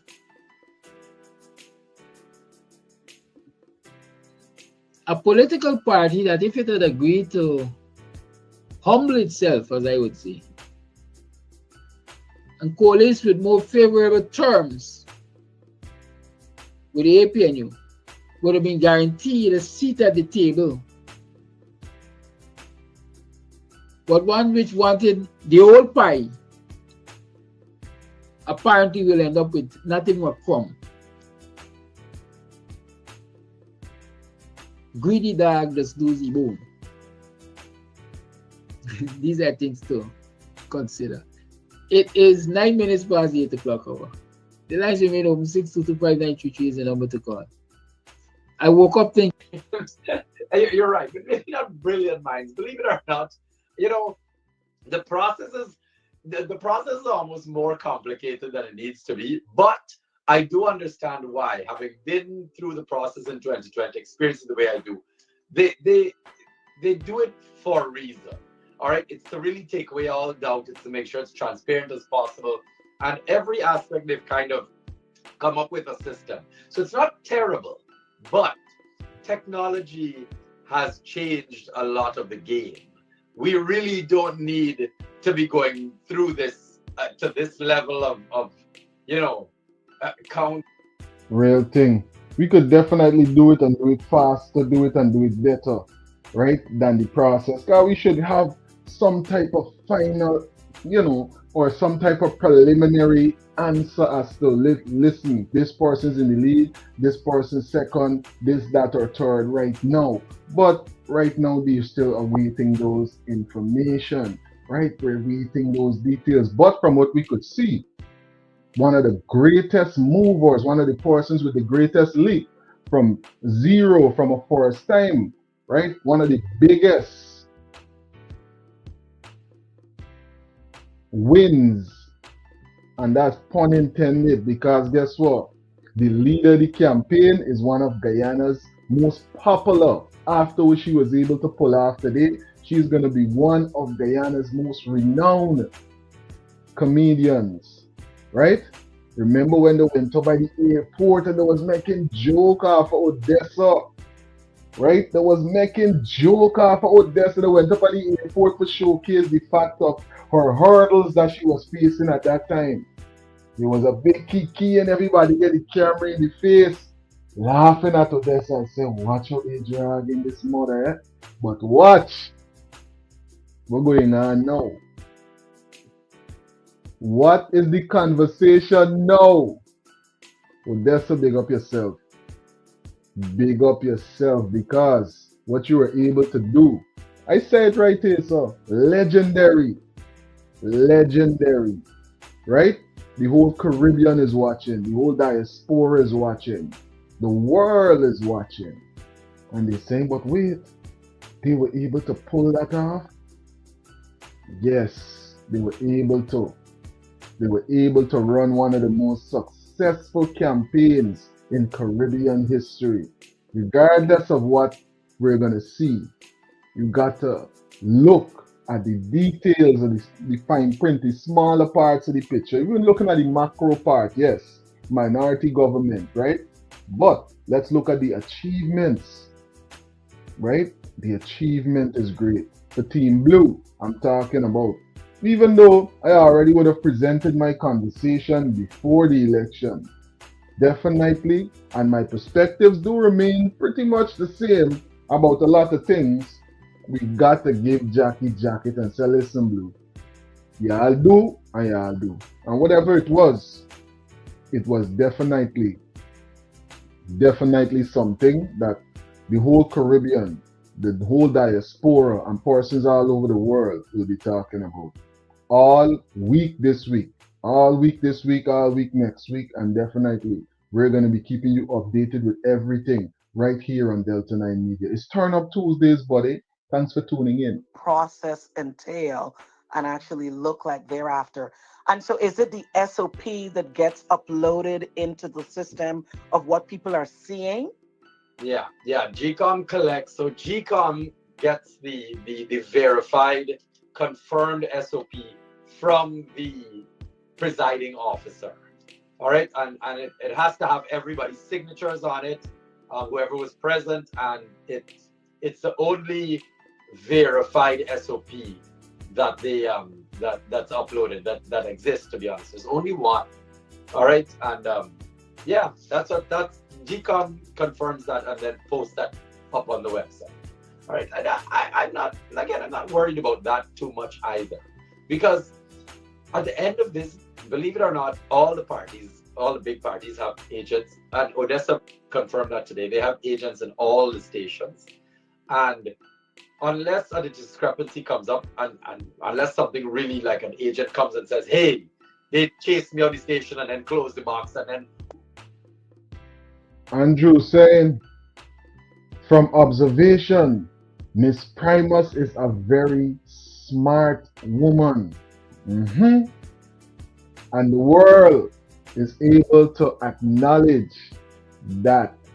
The world is able to acknowledge, and the world is able to look in and see easily what's going on. Because remember, to run a campaign like that, you need a wise, intellectual person, a person who understands the ground and how to move people to make a unified decision. Pick up yourself, Odessa. Or if I tell them the SOP wrong and they didn't listen to me, then parties can go back and request to have those areas recounted. And let me ask you this, Keon, in addition to that, that's very helpful information. So when we see results... You are Audrey saying, Muhammad was rewarded for spending his resources to help the poor. That was commendable, but he has to work with the A.P.N.U to move Guyana on the path to unity and success. Big, powerful, impactful point. Right, Audrey? Powerful point. Those are statement of polls loaded onto GCOM. Is that the attestation? Is that GCOM attesting to say what we are loading is the most accurate information based on what we receive from each polling station, signed by the agents, affirmed, and then uploaded, right? Yes, it's confirmed. You can trust, don't get me wrong, I don't trust anybody. I don't trust anybody in the system, blah, blah, blah. But yes, that is the most accurate and confirmed bit of information that we can have when it comes to counting votes. And that is exactly those what are uploaded are what GCOM themselves use for their tabulation. Okay. So we can be tracking what is on there to be able to give trend lines based on results, what has been reported, and so on, to be able to kind of, because I know all parties are looking at their trend lines to see, like, where they've had a great impact of voter participation for their political party and stuff. So that should be able to give each of. Hey, persons are asking right now the most recent updates, and we're gonna jump straight into that.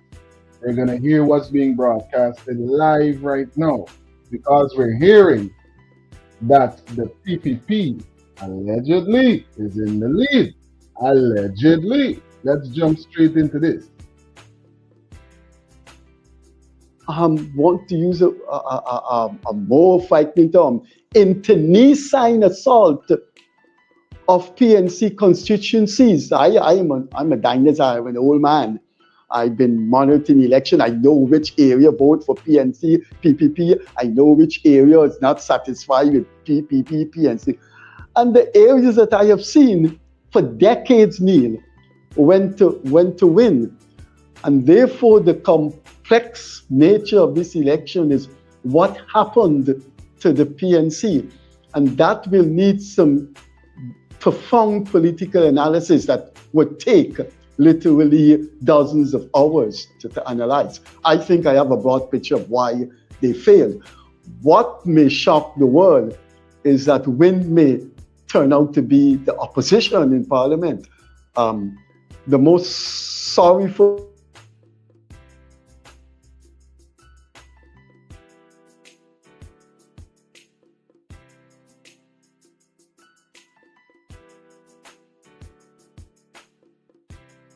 If you catch through Thursday, you can see that Delta 9 Media, we was talking about it from before.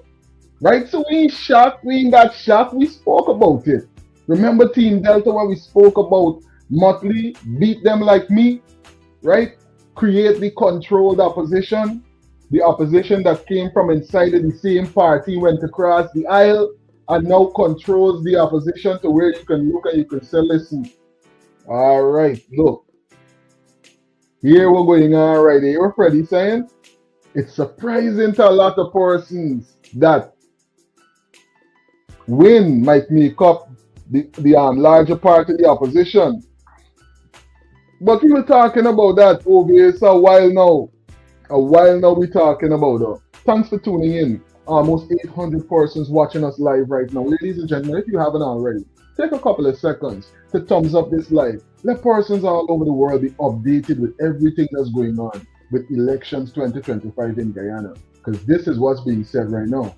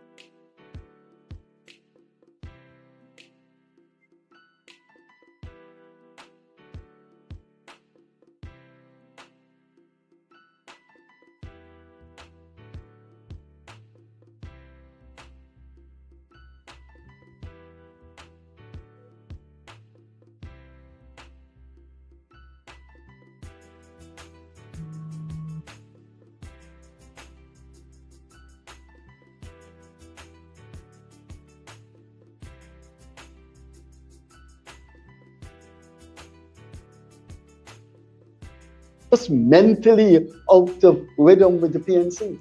What do you think people liked about Azruddin that may have caused them to vote for him?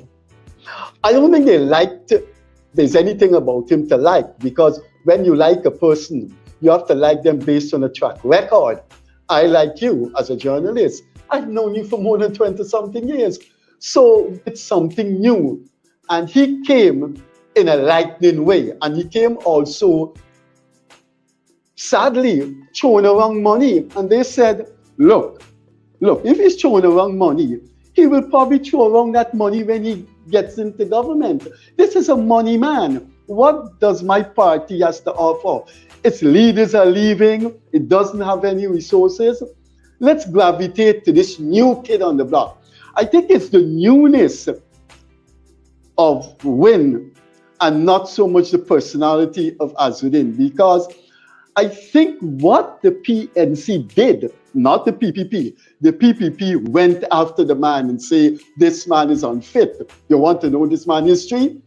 The PNC should have joined the PPP and say, no. PNC got a faults, PPP got a faults, but not this man. But no, in the Adriana Young scandal. Yeah, all hearing this? So maybe there's a real conversation about coming together. But who knows? Maybe the PNC should have joined the PPP? Maybe. Is that something that's still in the works? Maybe. Listen, let's listen to some more of this. Very interesting. And he's getting into some conversation about the Adriana Young situation, which is very interesting. So definitely, I know the Purple Army is in the comment section. So make sure that you see that persons are standing in solidarity and saying justice for Adriana. So drop them purple hearts in the comment section. Let's listen to what Freddie is saying right here. I don't want to say tragedy, or I should say tragedy scandal. They nurtured Win. The PNC, instead of saying, look, that guy, you know about the Main Street incident, you know about the A15 rifle shooting, you know about the employees that got beaten up. This is not a man we want to. PPP, I think the PPP helped to build his name up. But the PPP saying, that man, you know what happened in Main Street? You know what happened in the Venezuelan embassy? There should have been a chorus of opposition parties saying, nah man, we don't want the PPP, but we want you. They didn't go that route, and that's the result. Now let's talk about that likely scenario of the PPP maintaining power, the Win being the dominant opposition party. What would our parliament look like?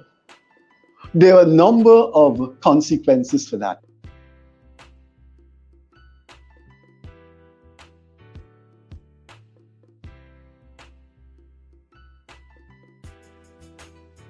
See, June is saying justice for Adriana is very close. We're about to hear some of the perspectives, some of the ideas that might come across as complications, given the fact that the blue will make a large part of the parliament. We're going to hear some of these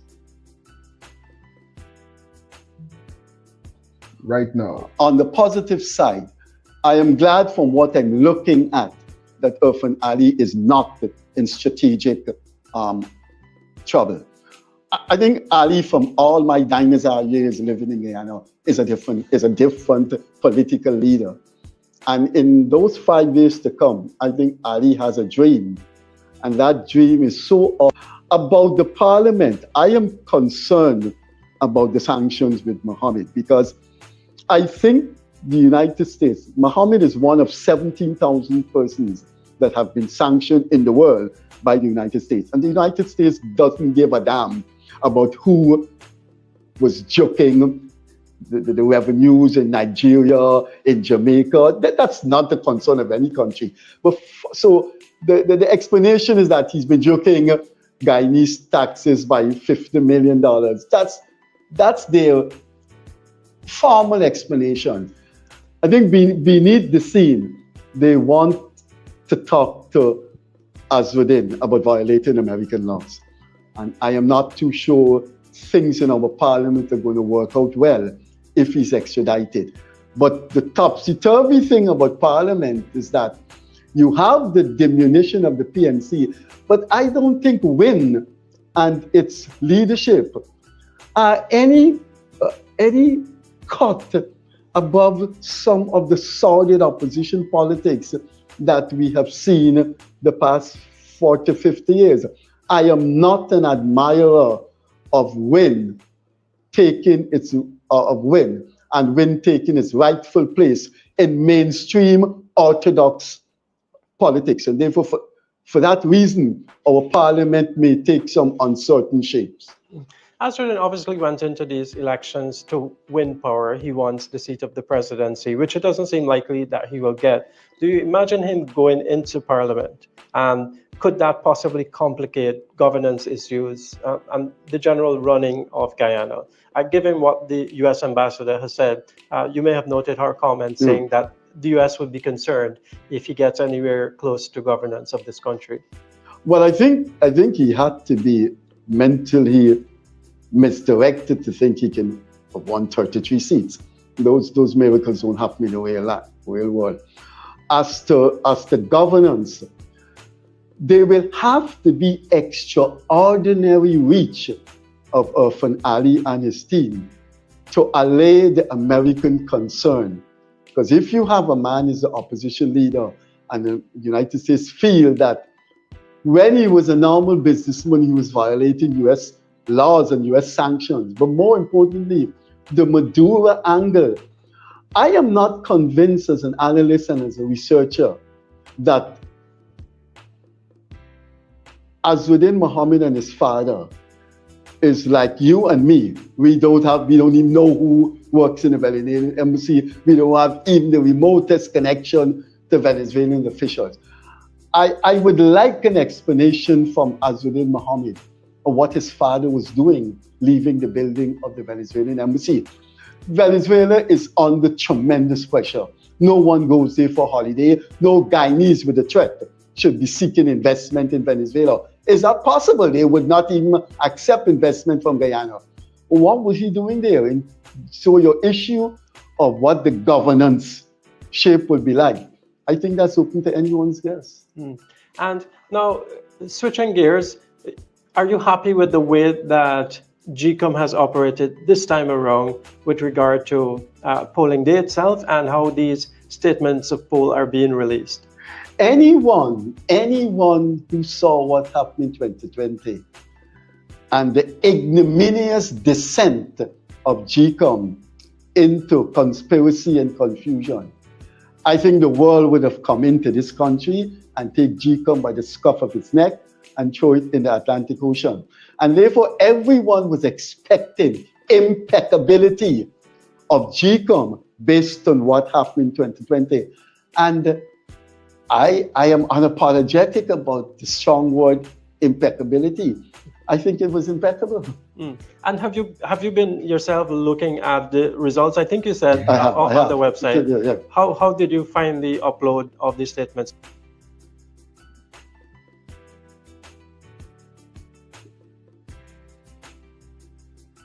Impeccable. There's a word I would use for what GCOM do as far as we observed so far for this election. Impeccable. Finding no fault. Perfect. We'll go on with a little ballot box chase where we see.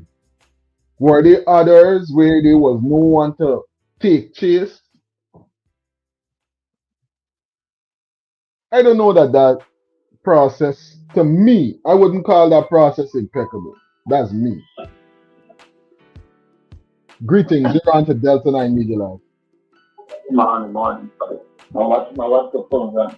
You know, getting Dalton to so much one thing that it was PNC was this was different than PPP. You know, the about embassy. Them show a picture from the parking lot, then show us and being part of what I want. Why do you want that? The team must tell the government, PPP, one father, Gecom. Let them bring the proof, then get the proof. Predication one way effect, but we see Ian so indicate. Predication something about because but predication is not he like child that really want to go something wrong with the child that is predication and backstab. Even NEWSROOM going to with PNC people have been not anyone to the party about the backside. But he bring them out and say, and you know these black people, they're so stupid and dumb, they're not dummies that they will take on $2 and cite P.P.P. They're so dumb that they see what and you program it from nothing talk. They used to talk about Mohammed. Company your program is said nothing and Mohammed got to come together to get this lunatic out.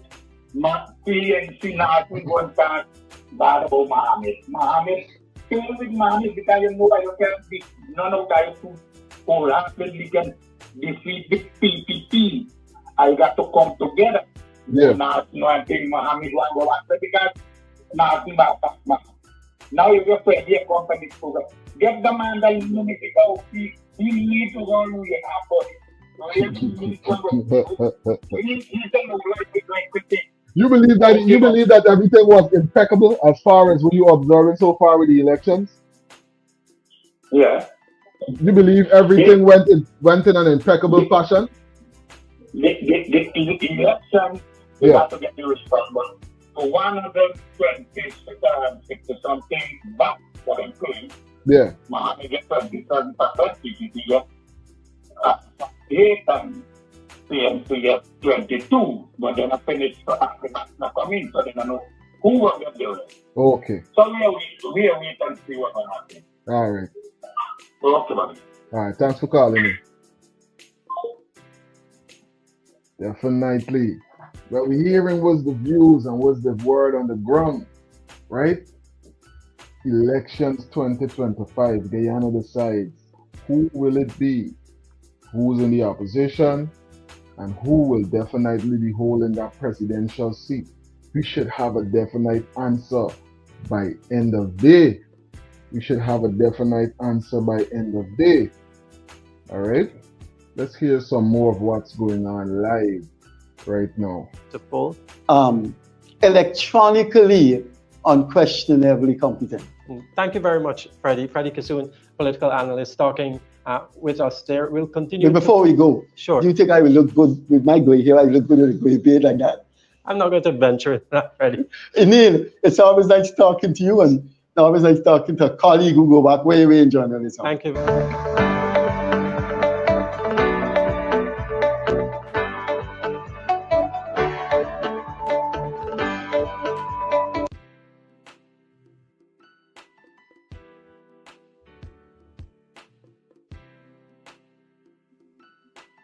To everyone that's on the live right now, guess what? I will be live. I will be live this evening on No More Flinching. No More Flinching TV. Definitely, I'll be live this evening. I'll make sure that I send out a notification on my channel. But guess what? You can make your way over to No More Flinching TV right now and subscribe so that you could get the actual notification when I'll be going live. I'll be going live this evening on No More Flinching. So make sure you go over there and subscribe. Let her know that Delta 9 Media sent you because we got this big interview coming up this evening, right? We're going to be conversating about a number of things. Sometimes it's good to be on the other side of the questions and on the other side of the interviewer. So if you've never seen that particular aspect of Delta 9, then definitely make your way over to No More Flinching TV and hit that subscription button, buddy, so that you could be a part of that live broadcast that I'll be having later on. You'll get the notification. You've seen it on your screen. Make sure you tune in, buddy. It's gonna be lit. All right? It's Turn Up Tuesdays. Turn Up Tuesdays right here on Delta 9 Media. I want to thank every single person in the live right now. Who in the live right now, man? Leaving some of these comments. We definitely talk about some of the things going on with the elections, right? We had a conversation about a number of things that's going on right now on Thursday. And now here we are, it's Tuesday, and as we can see, what some of the preliminary information coming in is about the 2025 elections. Definitely more updates. We'll have them here for you as they come in on Delta 9 Media. So make sure that you are subscribed so that we'll be able to send you those notifications. And you'll be able to be updated with everything as soon as the person is declared, as soon as this party is the winner, this party get this amount of seat, that amount of seat, all throughout the day. Community tabs, short videos, live videos, regular videos, look out for them. We'll be putting them up, making sure that you stay abreast with everything that's going on with elections 2025 in Guyana. We also caught up with Bailey. Remember Bailey that was talking about that did a lot of work come 2025 elections. This is some of what he has to say. Let's hear a little bit of what Bailey has to say right now. Listening. And I guess I had come across that when I was playing that game of Scrabble, how many years ago, as a kid. And I saw HE, and instead of seeing he, I saw he. And always already listening refers to that thing that we do. When we see someone. And it says, the young generation. And it says the young generation doesn't need to listen to Freddie Kissoon. He is the past. I'm telling you, I know. That could be so. But sometimes you just got to analyze the past so you could realize what the future gonna hold, right? So don't always look at it like that. Sometimes must analyze things from the past. But I guess if you don't want to analyze none from Freddie, because sometimes, I mean, he's a very polarizing figure, but nonetheless, there's a place for all of us. Everybody's an expression of divinity. So nonetheless, we could say all the time that you could learn a little bit from anybody, right? So let me learn a little bit from our brother, Mr. Bailey, right now. Someone in front of us, especially someone we don't know or we're unfamiliar with, we tend to judge so many things. We'll judge what they're wearing, how they look, their countenance, their face. Sometimes we might judge their ethnic background, their religion. We make a number of assumptions. Grace is saying, the only thing I'm interested in is justice for Adriana. Put whoever you want in there, as long as my point is clear that justice for Adriana is what it's about. And for Kian, and for Randall, and Crummy Wing, all of these brothers, all of our sisters of the soil as well, that would have been unalived in some very tragic manners, very suspicious manners, right? $52 million is a joke.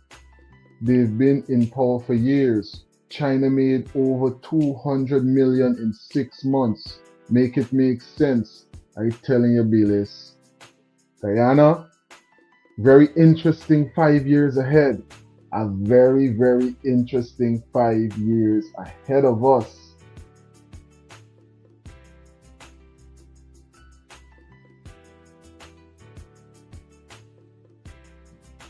Elson Wade. What is the early predictions? Who will form the government? Who will form the opposition?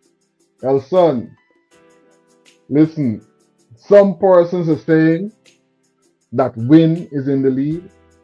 Some persons are saying that the P.P.P is in the lead. And some persons are saying that the A.P.N.U is in the lead. Now we're still waiting for the final conclusion on this side, and we will have that shortly. They're giving a number of seats in opposition to the Win party nonetheless, and that's why we were talking about the fact that it's very impressive of a feat. Is one of the things that I don't think that we've seen in the Caribbean, where a brand new party would have contested the elections and would have garnered this much success. I don't think if we did, you would have seen it anytime recently, right? So that's what's going on right now with the election, son. Thanks for tuning in and thanks for being a part of the live, bro. All right. Let's hear some more from our brother B.N.A. And assertions about this person, it probably makes it more psychologically tolerable that you're in an unfamiliar space with someone, or you're listening to someone unfamiliar. So you make these very quick prejudgments.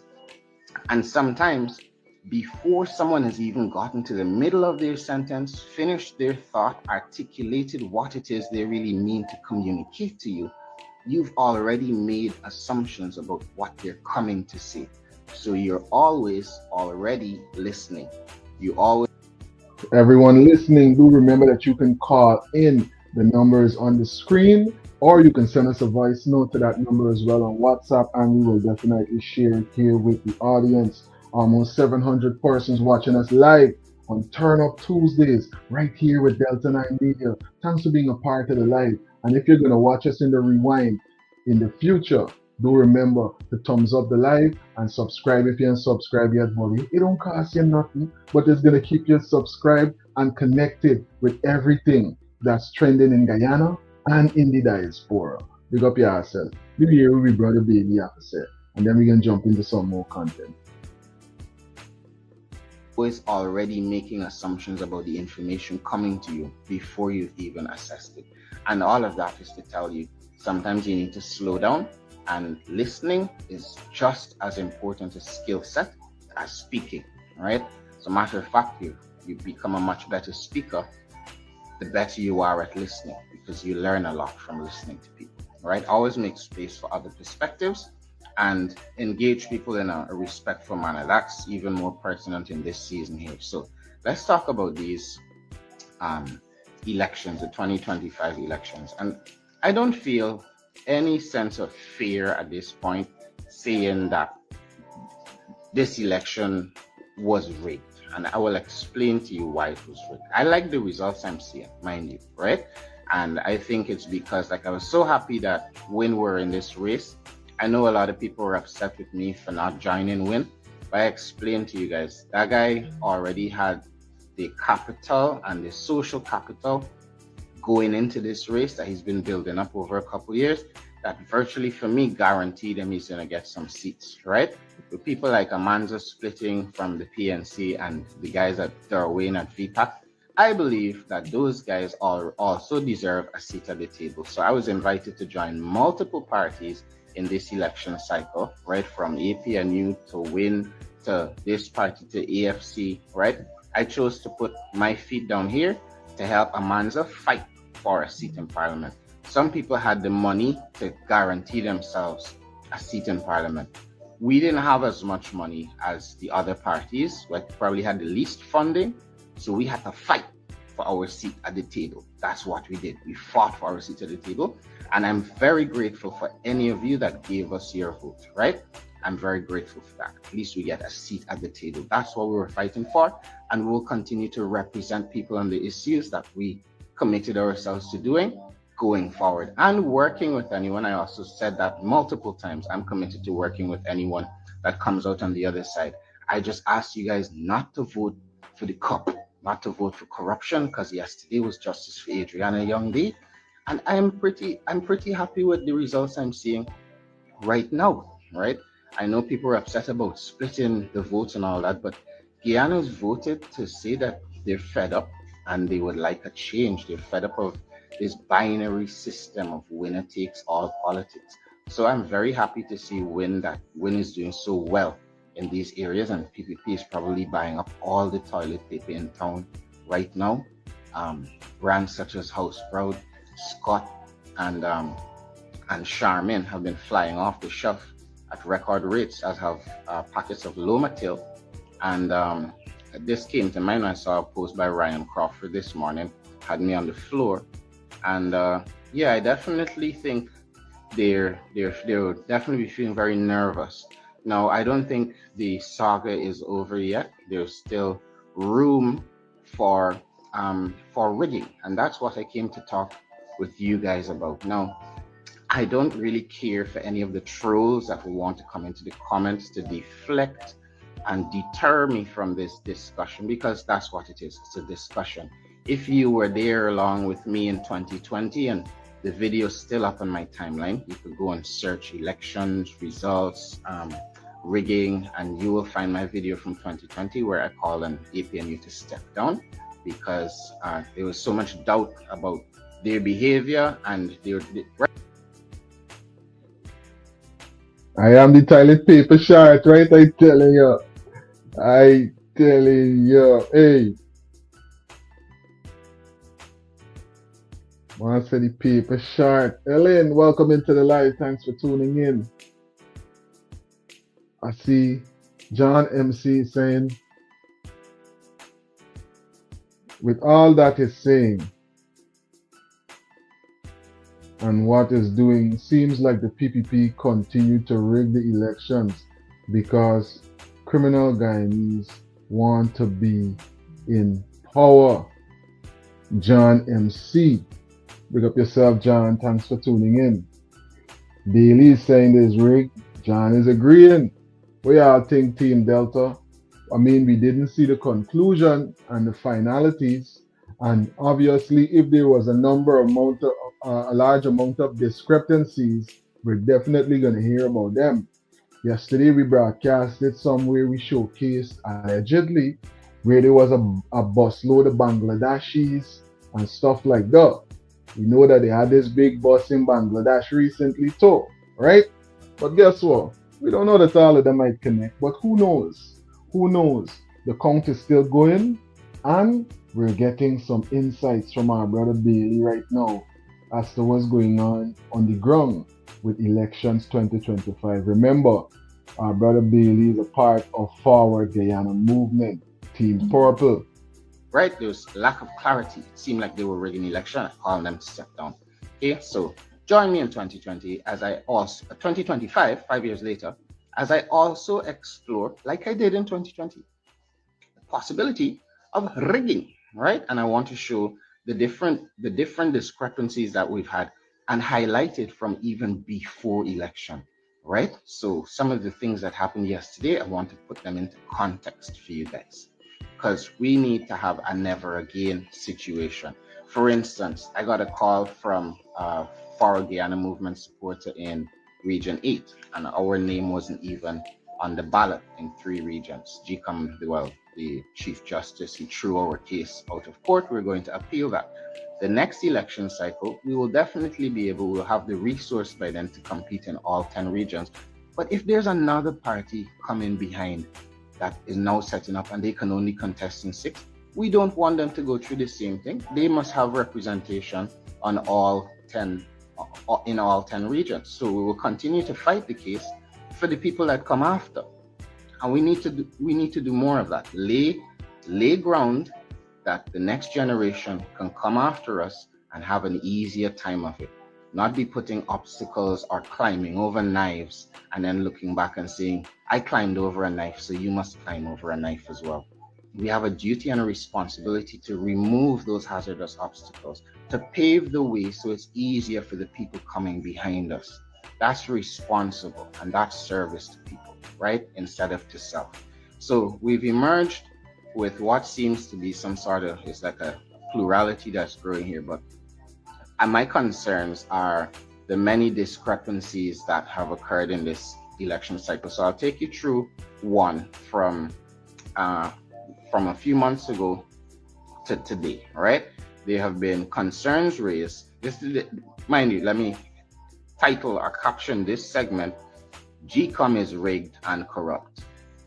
I make that statement. Police could come for me for public mischief, but let me explain myself, officers of the law, because you might want to turn your attention to GCOM when we finish this discussion and over the next couple of days as I attempt to dissect in fine detail with my comrades in arms how GCOM is corrupt, right? And the evidence is there and they've even admitted to it.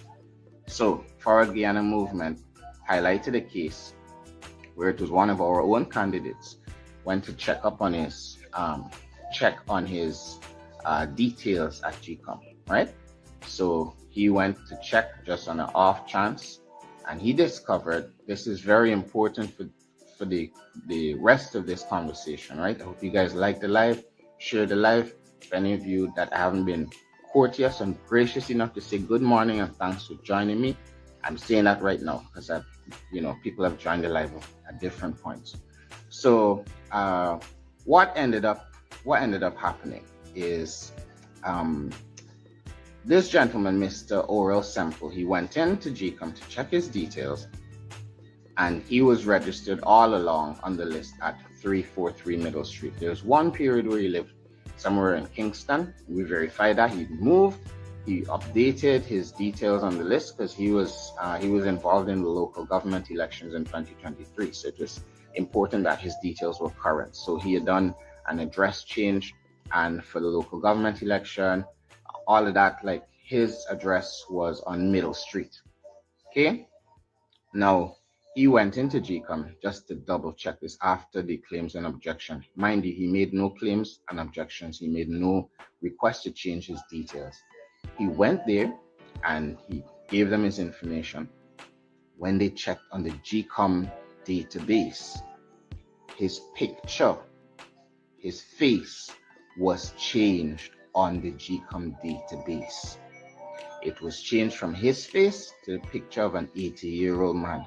Why y'all remember this? Because I'm going to discuss some things that happened yesterday, some accusations that were leveled, right? That seem to indicate this is a very serious matter. So his face had been changed on the Gecom database, and his address was moved from Middle Street to somewhere in Sophia that did not exist, right? So now his polling station was moved from East Street to Sophia. Did you notice there was a lot of activity around Sophia yesterday? Like Susan Rodriguez was up in our school with bodyguard. They seem to have a lot of interest in Sophia yesterday in particular, right? And Travis Chase reported from there a couple times. I just want you to remember that, right? And we came at least a month ago to tell you this guy's address was moved to Sophia. He was not the only person's address who mysteriously moved, switched locations. So his own got switched to this Sophia polling place, and his face, which means, and again, there's all the video is still up on my timeline where you could go and verify that I told you weeks ago that this means somebody else could go and vote as him because their face had already been changed. And this has been frustrating me, hearing all the people saying people can't vote twice in Guyana, people can't vote twice, it's impossible. I already showed you 10 years ago. Go and read and go type into YouTube, Real Guyana, Guyanese Electoral ink washes right off and other rumors. 10 years ago, I did that video and I showed you I scrubbed my finger clean. I used bleach as an experiment live on camera. Many hours later, a little stain came back, right? I updated you guys about that as well, but I already did it. Why are we arguing about this? And then this year around, I saw a woman on the day of the joint services vote. I saw a policewoman take the ink off of her finger.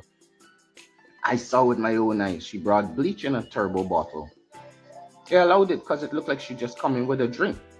But when she done vote, she stick her finger immediately in the turbo bottle. And then again, nobody thought anything about it because it's a turbo drink. She must be ridiculous thinking turbo is going to remove electoral ink. But I was so intrigued and I said, ma'am, people are using all sorts of things to try and remove the ink these days. So I followed her outside. There was 2 police officers out there. 2 other ones. One was in uniform. She was not in her uniform. And I see her thing and she just pulled her finger out the bleach. I said, what's the turbo, man? It's a bleach. It smells more heavy than Musty Vibes Cartel closet or E-Cosmetics closet. I don't know. Or one of them bleachers. You know what I'm saying? So I was like, well, I see bro is not bleaching no more. Respect, bro. Right? You don't have to do that. So they had strong bleach on the finger and the bottle, and the lady finger was clean. A policewoman. And I told you I would testify to it. I would do a polygraph if necessary. Right? Now, people said someone still can't vote twice if their finger is clean because their name would be struck off a list and because they would already voted. Well, I said, that only works if the database is whole, if the database has not been corrupted. We already have an example where someone in GCOM maliciously manipulated the data and changing people's face and address. So yes, indeed, you could go to another polling station where GCOM or the people that coordinated tell you go there, and you will find your face attached to some other name or some other address. That's entirely plausible. And that's why the police or the external police need to come in and investigate this, because GCOM keep promising the police are going to be called in. They said that was a police matter.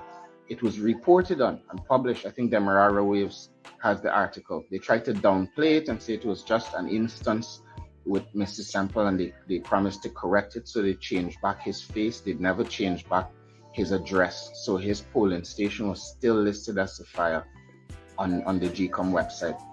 So fast forward now, I told you then, again, there's contemporaneous notes and evidence where I laid the breadcrumbs, and I told you since then, this is a system open for fraud, and there are many other people on the system. GCOM never revealed how many other people had their entries illegally tampered with. Fast forward to yesterday on election day. What happened? There's multiple reports, and the last one I posted on my timeline is Ronald Daniels is giving an account of it. A gentleman took his wife to Berbice to vote. He came back to town to go to Providence to vote. They told him he already voted. They said he already voted. Then he and another guy end up in the same position. The police detained them. That's what I need to understand from the video I just looked at. Because exactly as I said, you could be charged for fraud for turning up the vote as yourself. And somebody else voted as that man. And it's one of multiple videos I saw yesterday. There's another man that was showing his fingers, and he was like, look, I didn't vote, but they say I vote. I didn't vote, but they say I voted. Didn't understand it. Multiple instances of that. So how deep does the rot go in GCOM's database? We need a forensic investigation by competent investigators. So I'm very happy to see WIN doing so well, and A.P.N.U, even all the opposition parties, just the P.P.P have lost a lot of support. I am telling you, all of these things going on right now in 2025 election in Guyana. And we keeping you updated right here on Delta 9 Media, man. I telling you, who would have thought you turn up for vote, and instead you get in for vote, the master stand up over there, buddy. Lock up election time when you coming out. I telling you. Who's in the live right now? Lino, Melinda, Wendy, Ian. Thanks for tuning in. Thanks for being a part of Turn Up Tuesdays right here on Delta 9 Media. Lino is saying win. Dropping the blue hearts in the comment section. Big up yourself, Lino. Thanks for tuning in. Melinda. All day she was there. We covered it. And then there was a conversation that she had as well on Travis Chase. I think we definitely covered it in the videos before this that covered the elections. She definitely was there. There was a fight there. There was a abuse out, and persons were getting into a lot of back and forth over there as well. Could have been a distraction for other things to happen, right? But who knows? Who knows? We're analyzing, and the votes are still being tabulated right here. We're gonna keep you updated, so make sure that you subscribe, buddy. Let me hear some more from our brother Bailey about all of these things that's going on in the 2025 elections. So happy for that. I'm encouraged. It's not over yet, but I want to paint you a picture of what could possibly happen that could go wrong here, right? So the database is compromised. People's pictures and addresses been changed. That's a very serious problem. The police were promised to come in, they never come in.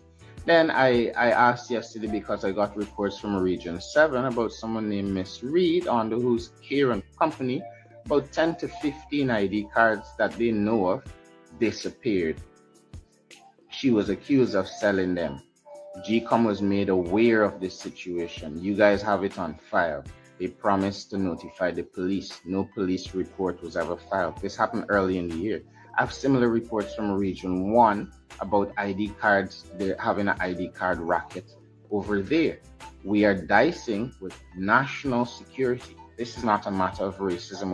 We have also many documented cases of Indian nationals, Bangladeshis being given ID cards to vote. I want to clear up something for you guys talking about Commonwealth law, and also call out the GCOM chair yesterday as being a bit facetious, right? Now, Article 59 of the Constitution says that someone can be resident here for a year and be domiciled. These people came to work. They came to work on construction sites, to build roads. How are they voting? It's not simply the requirement that they are here for a year.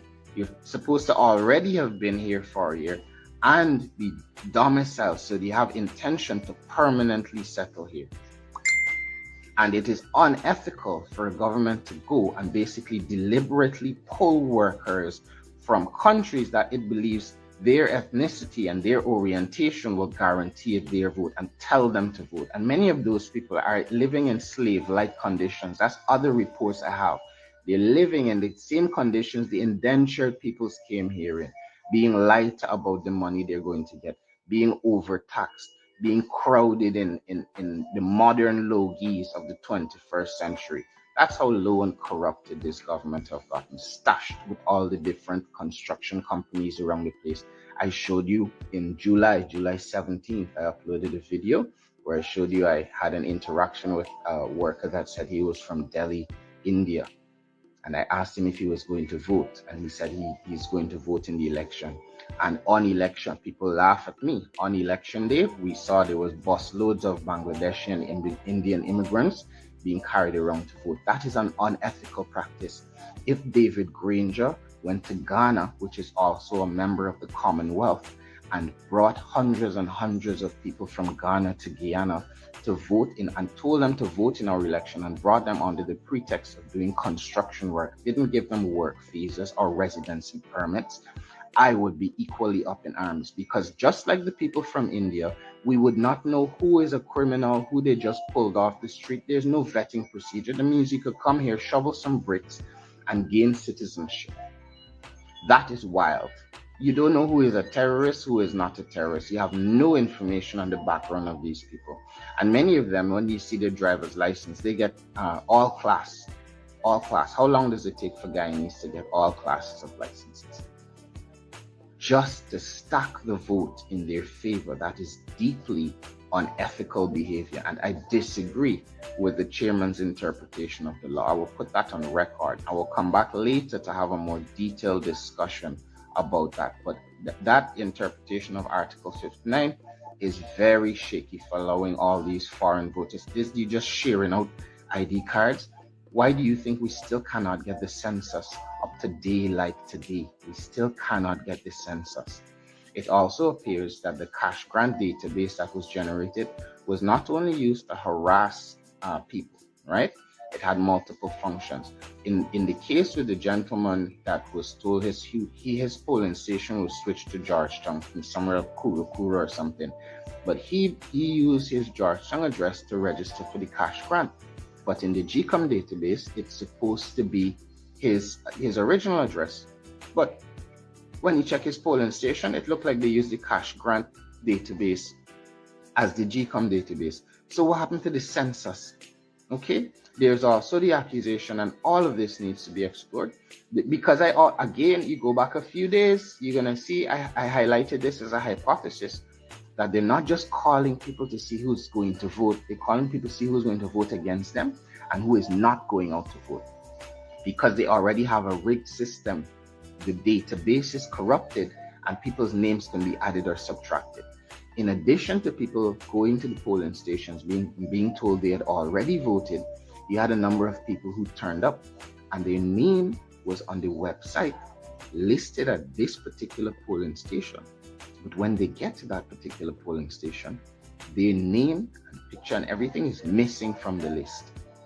And the accusation is being leveled that in cases where people were called by these P.P.P trolls from Royal Hotel and close to the Chinese embassy, Home Affairs staff were working out of that hotel using a database that the P.P.P stole from the government and converted to its own use to give itself an unfair competitive advantage in what was supposed to be a free and fair election in a democratic, supposedly democratic state. Right? And if you gave them a negative answer, this is the allegation. And all of these things I'm giving you are leads that in a functional country would be investigated. They used those responses. If you were very harsh to them in your response, they knocked some of those people off the list. That's the allegation. All we need to do now is go corroborate, because we do indeed have evidence that people were deducted from the list. They were taken off the physical list that were printed and sent to these stations while they were still on the database online. Now, it would stand to reason that someone, an agent of either Gecom, P.P.P, some untoward character went in and physically deleted those entries, because if all of the information is stored on a database and you did a data query and you say, pull this data for this region, whatever, and you put people and you print it, it should have everybody. It doesn't skip. I don't know about any database. It skip one, skip two. What kind of glitchy thing are they using? I don't understand that.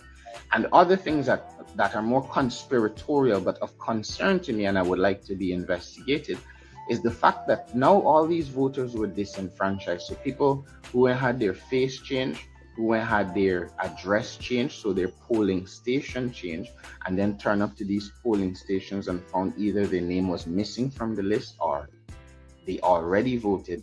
This is disenfranchisement, systemic, undeniable disenfranchisement.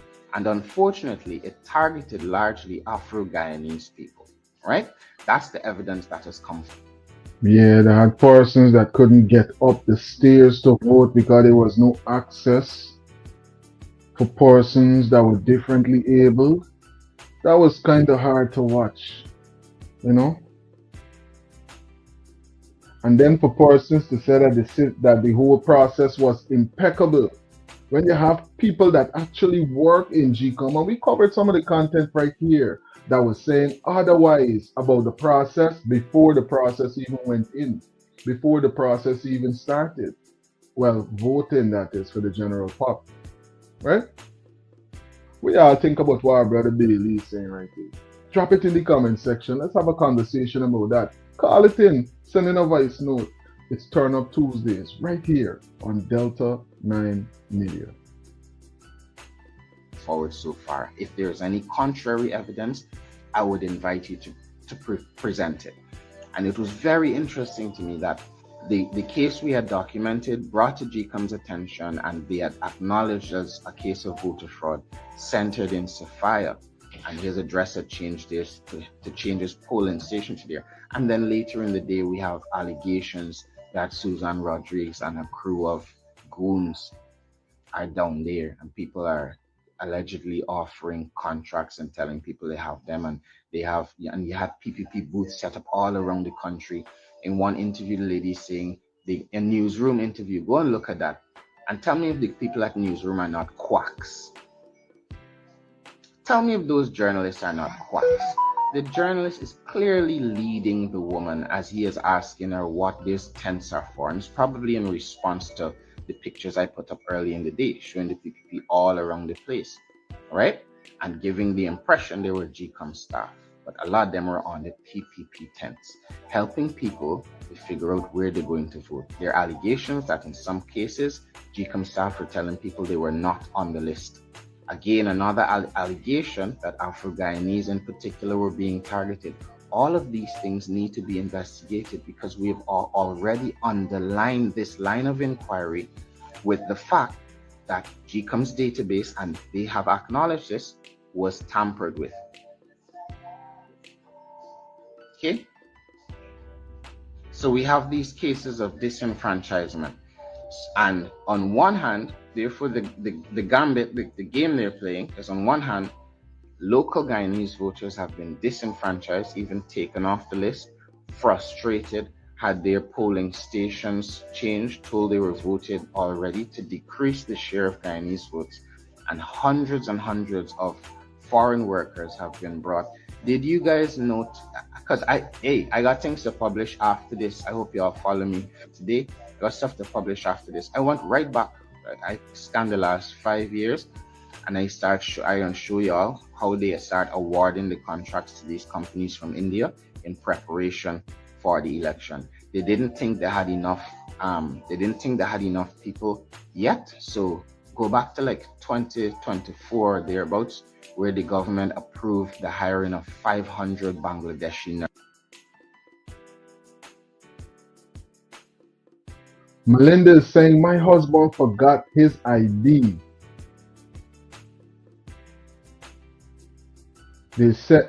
I sent him back quick for it because I don't trust none of them. I telling you. Can't trust them. Well said. Very unethical indeed. That's what our brother Elston is saying right there. Right? So much going on in the country that we got to pay attention to. But you can't play with them. Bangladesh, another country in the Commonwealth. Right? 500 nurses from Bangladesh. Other 100, how much people from Caliph to bring for Caliph prior to that Ogo Highway. You didn't go nowhere else in the Commonwealth. You didn't go to Ghana. You didn't go to none of the other African countries. All the ones in CARICOM you didn't go to.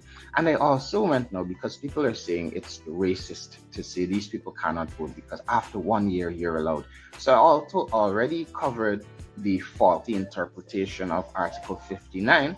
And next I will move to India itself because I then became interested. So what if a Guyanese construction worker would move to India? All things being fair and even, what if I was a Guyanese construction worker and I wanted to migrate to India? Could I vote after 1 year?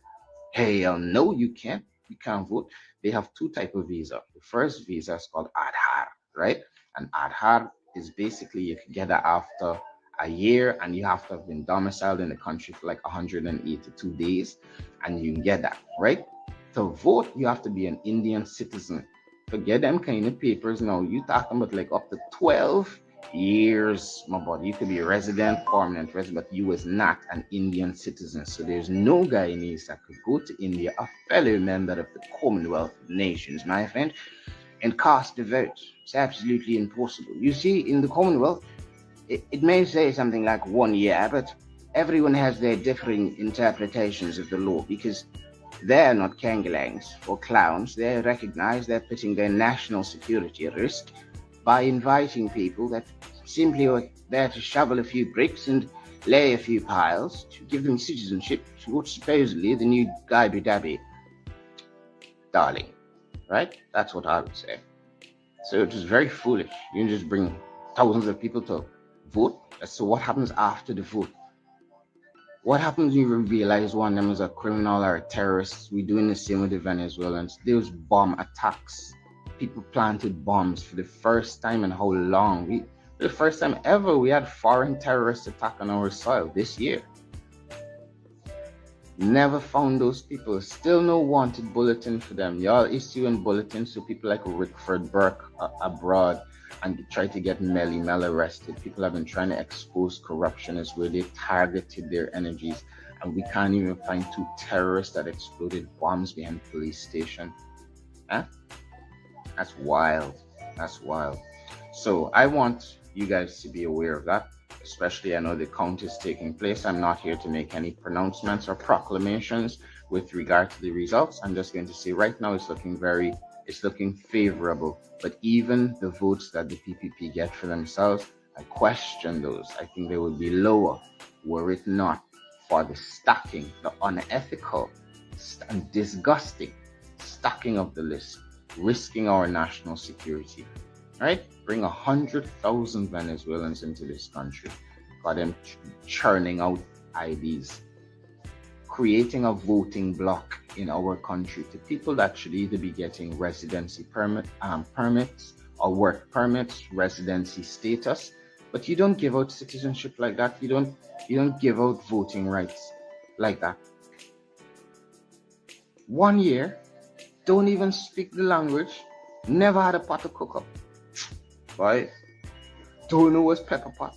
Hey, you Guyanese, really, right? So, I'm not in A.P.N.U, Ikatab Hussein, right? And I will speak from now until Judgment Day. Thank you very much. You might have noticed I'm not bothered by trolls much. Okay, so yeah, and it backfired, the plan. You see, my thing is, I was not here for A.P.N.U to win the election or win to win the. I wanted the opposition to become more dominant than the dictators in the room and to have more plurality of voices in Parliament. And I didn't go with win because I wanted to fight to get Amanza back into Parliament first and foremost. She was my favorite politician over the last 5 years. She fought for the people, and I think she deserves a seat back in Parliament. And I devoted my efforts there. I think Azruddin was good in his camp. Like they had the resources to do it. If they didn't, I would have probably gone across there. But I chose to stay with people that I believe also deserve a seat at the table. You can't blame me for that, right? I didn't expect that we wouldn't have the capital to win the election. Total valid votes cast 90, 2 for the A.F.C, 83 for the P.P.P.C, and 5 for win. That's the general ballots. Let's see what the regional looks like. 91 valid votes cast, 2 for A.F.C, 84 for the P.P.P, and 5 for win. We're still in Region 9, Karasabai Primary School. Let's see what's happening here. 249 valid votes cast, 11 for A.P.N.U, 2 for the A.F.C, 163 for the People's Progressive Party Civic, and 73 for We Invest in Nationhood. The regional ballots shouldn't be much different. 249, 10 for A.P.N.U, 2 for A.F.C, 162 for the P.P.P.C, and 75 for win. Still in Region 9, again, be back at the Karasabai Primary School. 245 votes cast, 4 for A.P.N.U, 2 for A.F.C, 174 for the People's Progressive Party Civic, 65 for We Invest in Nationhood. So we do the regional votes.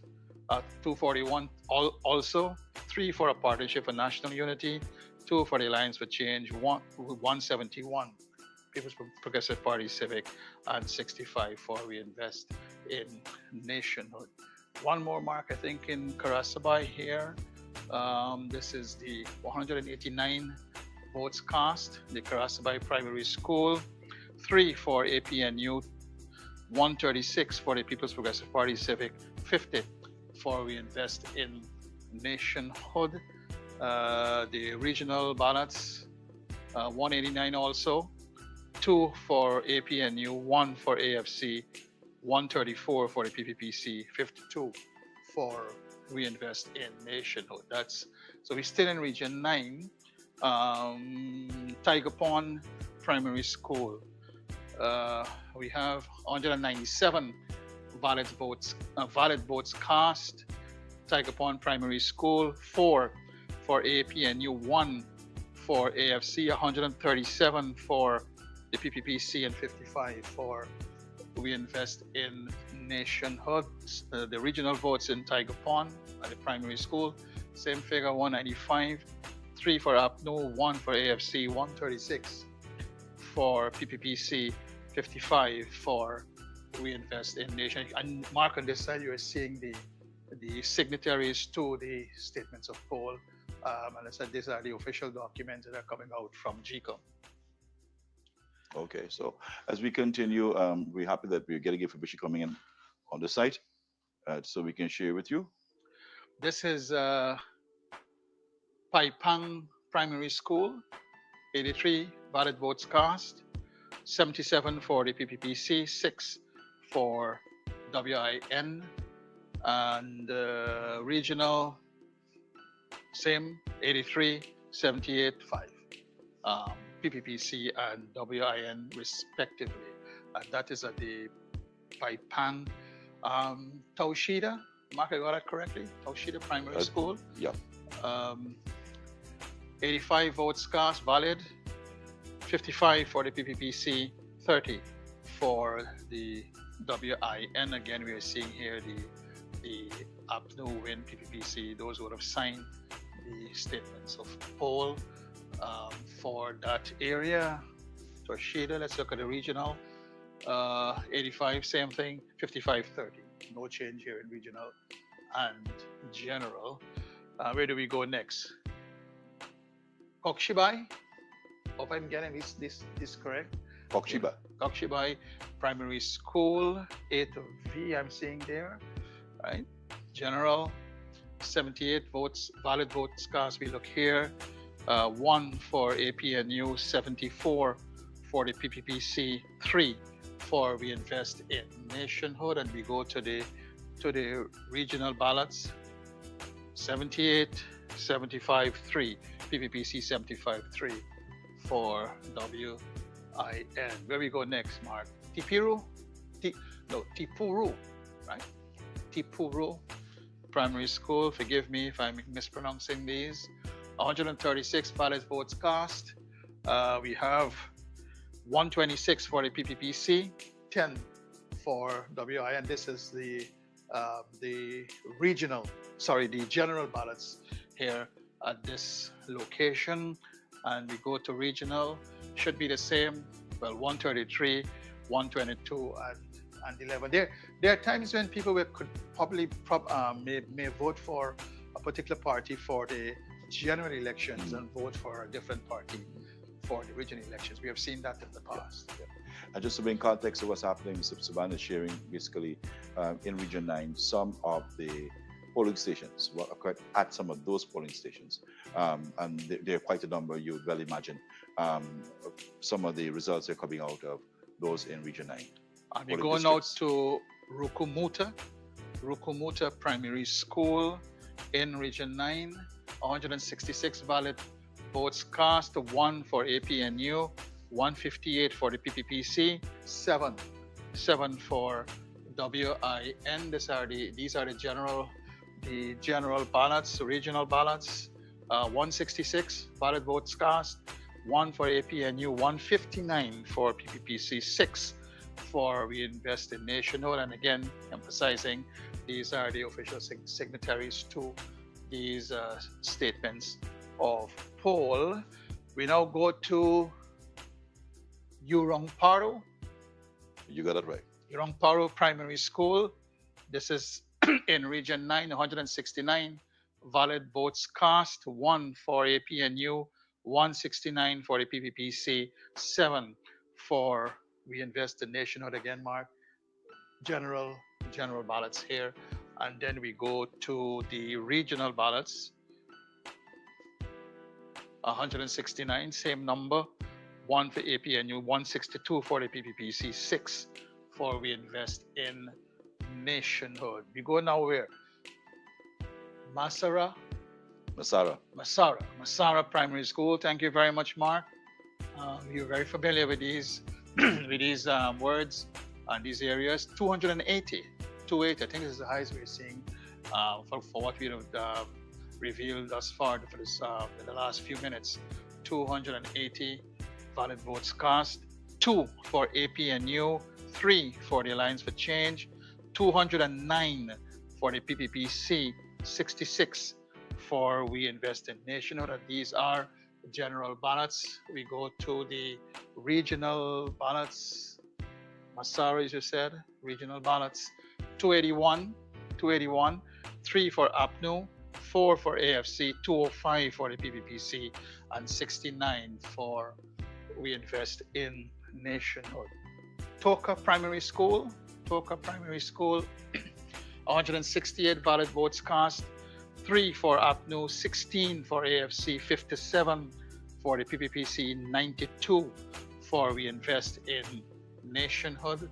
And we go to the regional ballots, 168, 3 for A.P.N.U, 16 for A.F.C, 57 for the P.P.P.C, 92 for We Invest in Nationhood.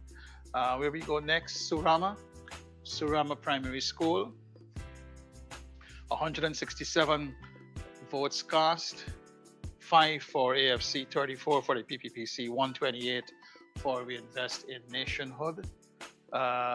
We go to the regional ballots, 167, same number, 2 for A.P.N.U, 6 for A.F.C, 30 for the P.P.P.C, 129 for We Invest in Nationhood. We go next where? Aranaputa.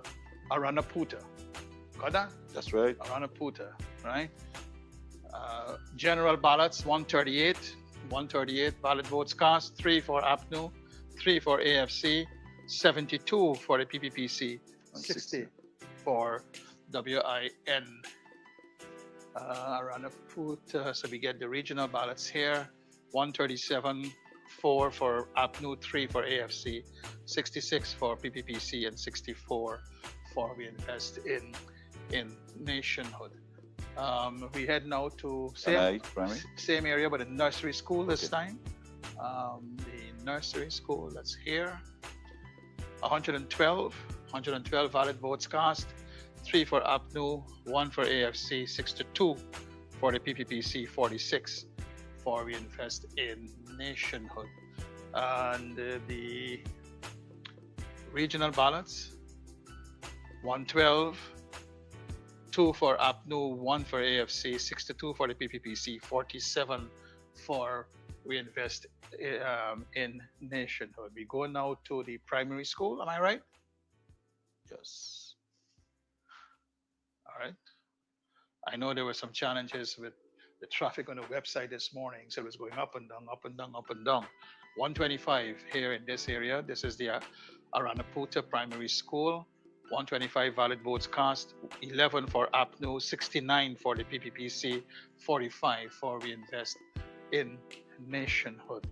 The regional ballots, 126 valid votes cast, 10 for A.P.N.U, 68 for the P.P.P.C, and 48 for W.I.N.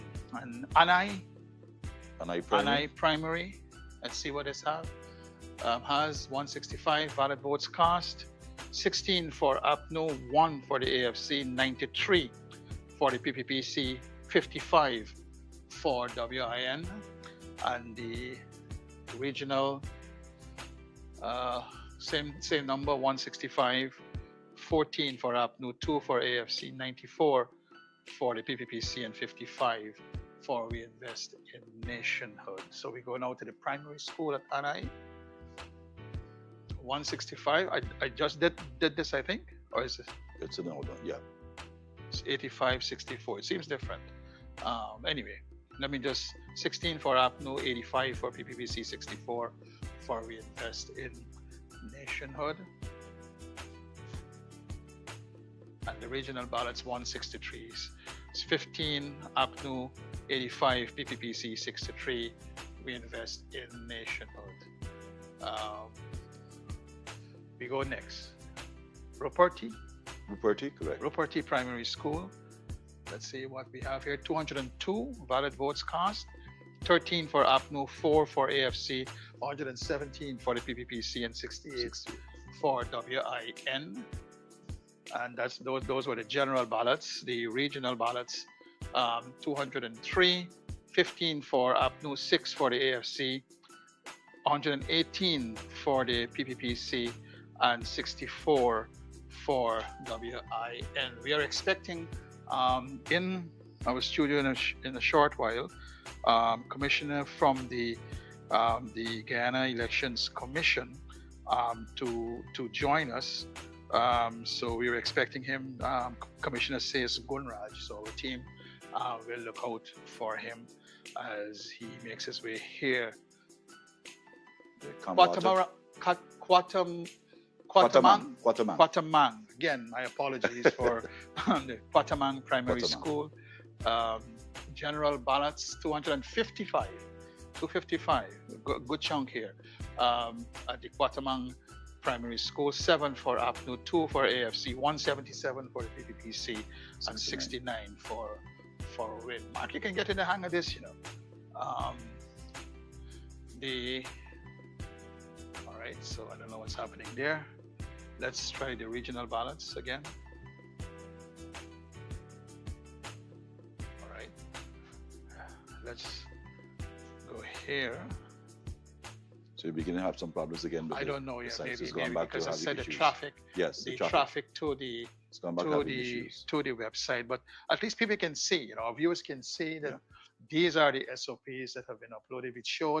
We showed a summary earlier of what where the numbers are. 89%. Right. Based on that. Right. In totality, but in some regions, you have 99% of the SOPs already in. Let's see if it will resolve itself. No. So the traffic has caused so probably issues again. I know, and it's not just us, but there's so many people here and out of Guyana as well that are accessing this website and trying to get to the numbers, do their own calculations, and to be able to have an idea of how this is going. But to repeat what we said earlier, we're in a much better place than where we were earlier, 5 years ago. And even from this morning, much better place where we are now in terms of what was uploaded during the course of late last night. So the tabulation, as we said, I believe it's ongoing by now. Exactly, it is. And thank you so much, sir. I know you're going to come back in and help us again as we continue with. Let's try to see if the site is back up. He will attempt. See if it is still with some challenges there. But I think we have given, we will continue to do this throughout the course of the day. Maybe we make a mark of where we stopped. We stop at Quatamang. Yes. Right. So the other team coming in, or if I come back, we can just pick up. And continue. We pick up from there. Okay. And we continue. Right. Yeah. All right. As we continue our broadcast again, Mr. Suban, thank you so much for stopping by, and we are continuing with our broadcast. We have got more information coming in. Where are we heading this time, team?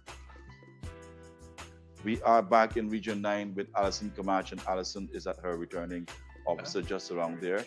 Beautiful shot there of Region 9. Alison, are you hearing us?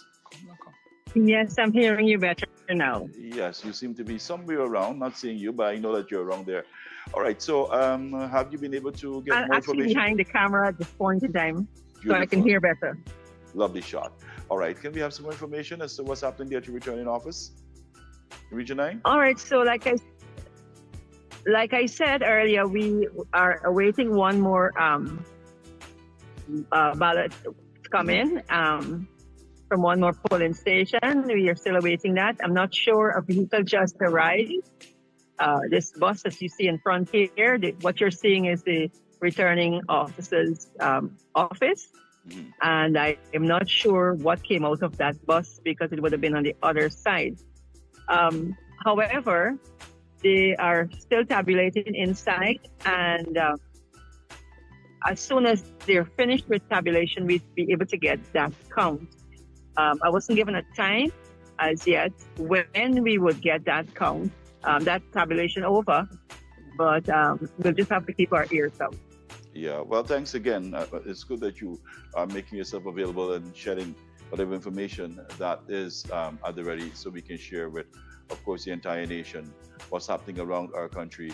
As we continue, of course, Guyana decides elections 2025, and it's a good time to let you know that coming compliments of NCA and a wider team, so many people that are on the ground and helping us with the conversation.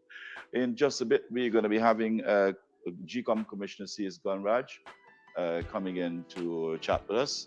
And he, of course, is one of the GCOM commissioners on the ground. He'll be talking to us about what's been happening. And we, of course, going to be sharing that information with you It's going to be all day up until the declaration. We will be sharing with you what's happening. Thanking those that are working hard behind the scenes as well to make this possible. In just a few, we're going to have the commissioner on set. He's already here. So let's let you know that our conversation continues here with us. All right. It is day 2, Tuesday. Of course, yesterday being E-Day in our wonderful country.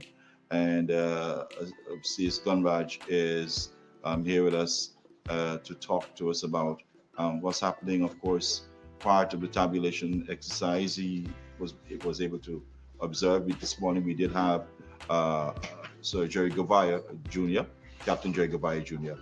We've got him with us, Attorney at Law, C.S. Gunraj, and Commissioner of Gecom. Good day to you. It's just about, let me see if the time is right. Yes, it's still in the morning, and I know you're tired, but of course, this is what is required. First up, welcome aboard. Great having you. Thank you. It's my pleasure being here. I'm happy that you started to check to see whether it's morning, because obviously we've lost track of time now. Yes, we have. We'll get back there very soon. Yes, we have. All right. So I will, of course, first up allow you to share with us your impressions of the process yesterday. Well, from all indications, the process yesterday went on without incident. And when I say without incident, I don't necessarily mean that there were no incidents, but no major incidents to cause concern. You had a few isolated incidents, and none of those incidents was of as such that you saw a grand repetition of it throughout, or many instances of the same kind and so on. All of them throughout the regions represented basically a spattering of an issue here, an issue there, nothing that was widespread. And thankfully, most if not all of those issues were very quickly identified and quickly resolved without issue. Correct. I know, like any elections, the 2025 elections was well policed by observer teams from both international and local, and you had a chance to chat to them too, their observations, even in your busy schedule yesterday, and it still continues to be busy, being a commissioner of Gecom. Your take on that? So, observers are an integral part of the process. Their input and their scrutiny adds to the layers of integrity of the electoral process. And our elections, which are currently still ongoing, is no different. We had observer missions from 5 or 6 international observer missions, and I think there were an equal number of local missions as well. Almost all of the polling stations that I visited yesterday, I saw at least one observer. I am aware as well that observers were spread across the country because I was aware of some of the logistical arrangements that will be made. So observers were fairly scattered around the polling places. What is also very interesting, I saw observers scrutinizing the process at the centers, the tabulation centers that started to upload statements of poll last evening, and so that's from E-Day forward. Prior to that, I saw observers, particularly international observers, observing the packing of the ballot boxes on the day that the sensitive material arrived. That you had observers there. So the entire process, and some of the missions have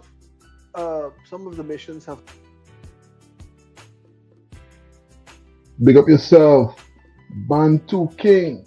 Thanks for being a part of the life, King. A blessed day to Delta 9 family. Bantu King is also saying this. The SOP says it must be filled with a black ink pen But so far, all the SOPs are filled with pencil. I'm telling you. I was questioning that whole pencil thing to myself, you know, Bantu. This is very questionable because when you want to make a permanent mark or a mark that can be altered, you'd make it with something more permanent like a pen that got the ink, right? Ink on your finger, ink on the pen. It's just crazy how that go down. Mr. Walk, welcome into the live. I am Warrior saying this.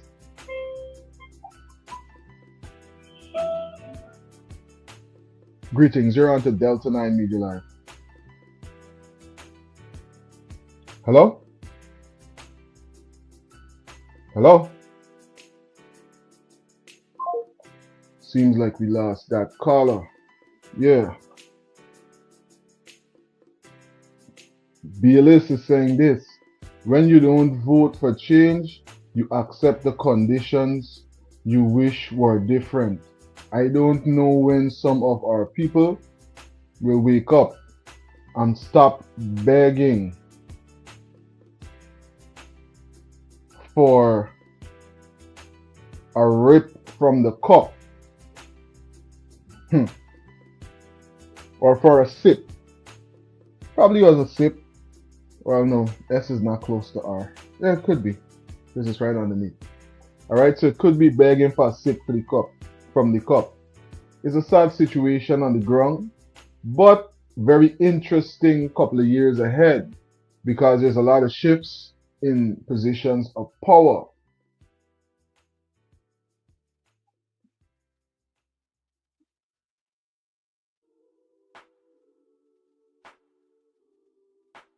Pick up yourself, Cheryl. Thanks for being a part of the live. Shalom, Carlisle. Peace to you and yours, bro. Thanks for tuning in. All right.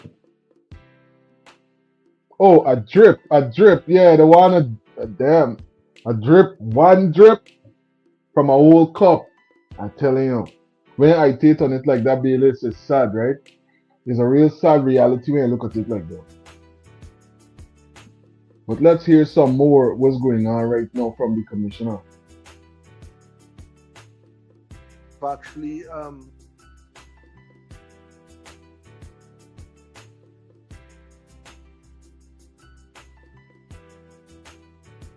had long-term observers present here to look at the process prior to the actual voting date that was yesterday.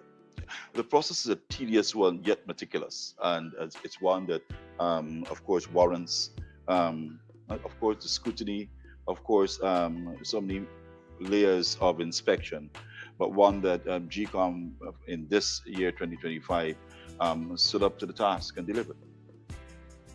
Barring, of course, there were challenges, and you did mention that, but minuscule, as you may describe. So, not to sound or make myself out to be a skeptic, but I must point out that it is an ongoing process. It is an ongoing process.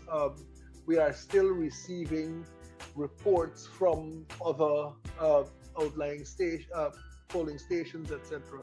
So my comments here are limited to reports that we would have received up to the present time. Up to the present time, and not outside of that. But any of those reports could not have been of such a need, because if they were of such a magnitude to affect the process, then obviously we would have heard about them by now. But no such reports. As Guyana waits, the posture is really great. The people waiting anxiously on Gecom to release the information bit by bit. But I noticed Gecom really going at length to remind all and sundry that Gecom is the only official body that will make a declaration and give the information. Hence, no need for confusion. So I have also tried my best to make that point very well known to the public, because in this age when information is so easily disseminated, it is the likelihood of wrong information going out there and the ease with which it is propagated is a cause for concern. And I have seen, in fact, during the course of this morning, I have seen some, and you know what? In some instances, the source of misinformation may be from persons who are just unaware of the process, or are just, speaking loosely. But when you see this misinformation being targeted, when you see this misinformation being peddled by persons, one, who ought to know better, and two, persons who are doing so for their own narrow and selfish gains, this is very, very unfortunate. And at this pivotal juncture of this electoral process, the dissemination of information of that kind and in that manner has the propensity of only conflagrating the anxiety of an already anxious nation. And it is regrettable. It is regrettable. And right-thinking persons should condemn that. And for example, I saw one candidate who runs an online news, whatever, speaking about requests for recounts. The time for requests for recounts has not even started. It's not even arisen as yet. So how can you speak to requests being made? And clearly it's either they're unfamiliar with the process. I tell you, Guyana.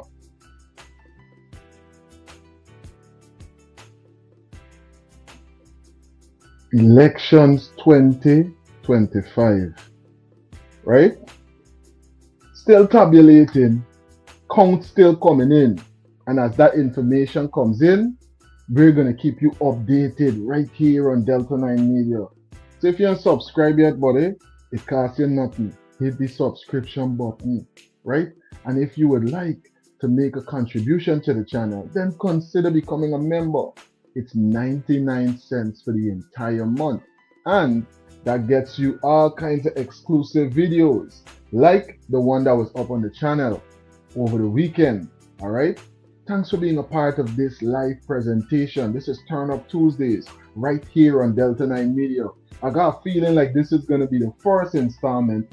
I definitely know I'll be having to keep you updated via videos, but more than likely I'm definitely going to do another live so that I can keep you abreast with everything that's going on right now on the ground with the 2025 elections. Yeah, they're still counting, votes are still being tabulated, and we're still getting to that ultimate answer to the question, the big money question right now. Who is going to be the presidential, or who's going to be sitting in the presidential seat, right? For 2025 to 2030. Very important information, and we're going to keep you updated with everything as it comes in right here on Delta 9 Media. So if you haven't already, buddy, make sure that you subscribe so that you can stay connected with every single thing. And remember, we'll be live on No More Flinching Talk or No More Flinching TV on YouTube. I had that link earlier in the live. Let me make sure that I bring it up for y'all again so you can make your way over there and definitely subscribe so that you can be a part of that live that we will be having later on today. All right, that's the channel right there. Let me take this comment down. That's the channel right there that I'll be live on. Let me go and pull it so that you can see. All right, and that's the channel. That's the information right there that you can make your way over. That's the name of the channel. No More Flinching TV. No More Flinching TV, as you can see right there. Y'all can go over, subscribe, and tell Carla that Delta 9 Media sent you, right?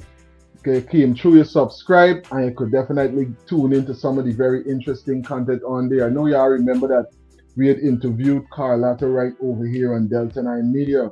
I think it was on Wisdom Wednesdays. We had her on one of the Wisdom Wednesdays. So if you want to catch that interview, check the playlist for Wisdom Wednesdays. And you can definitely catch that interview that we would have done with Carlotta.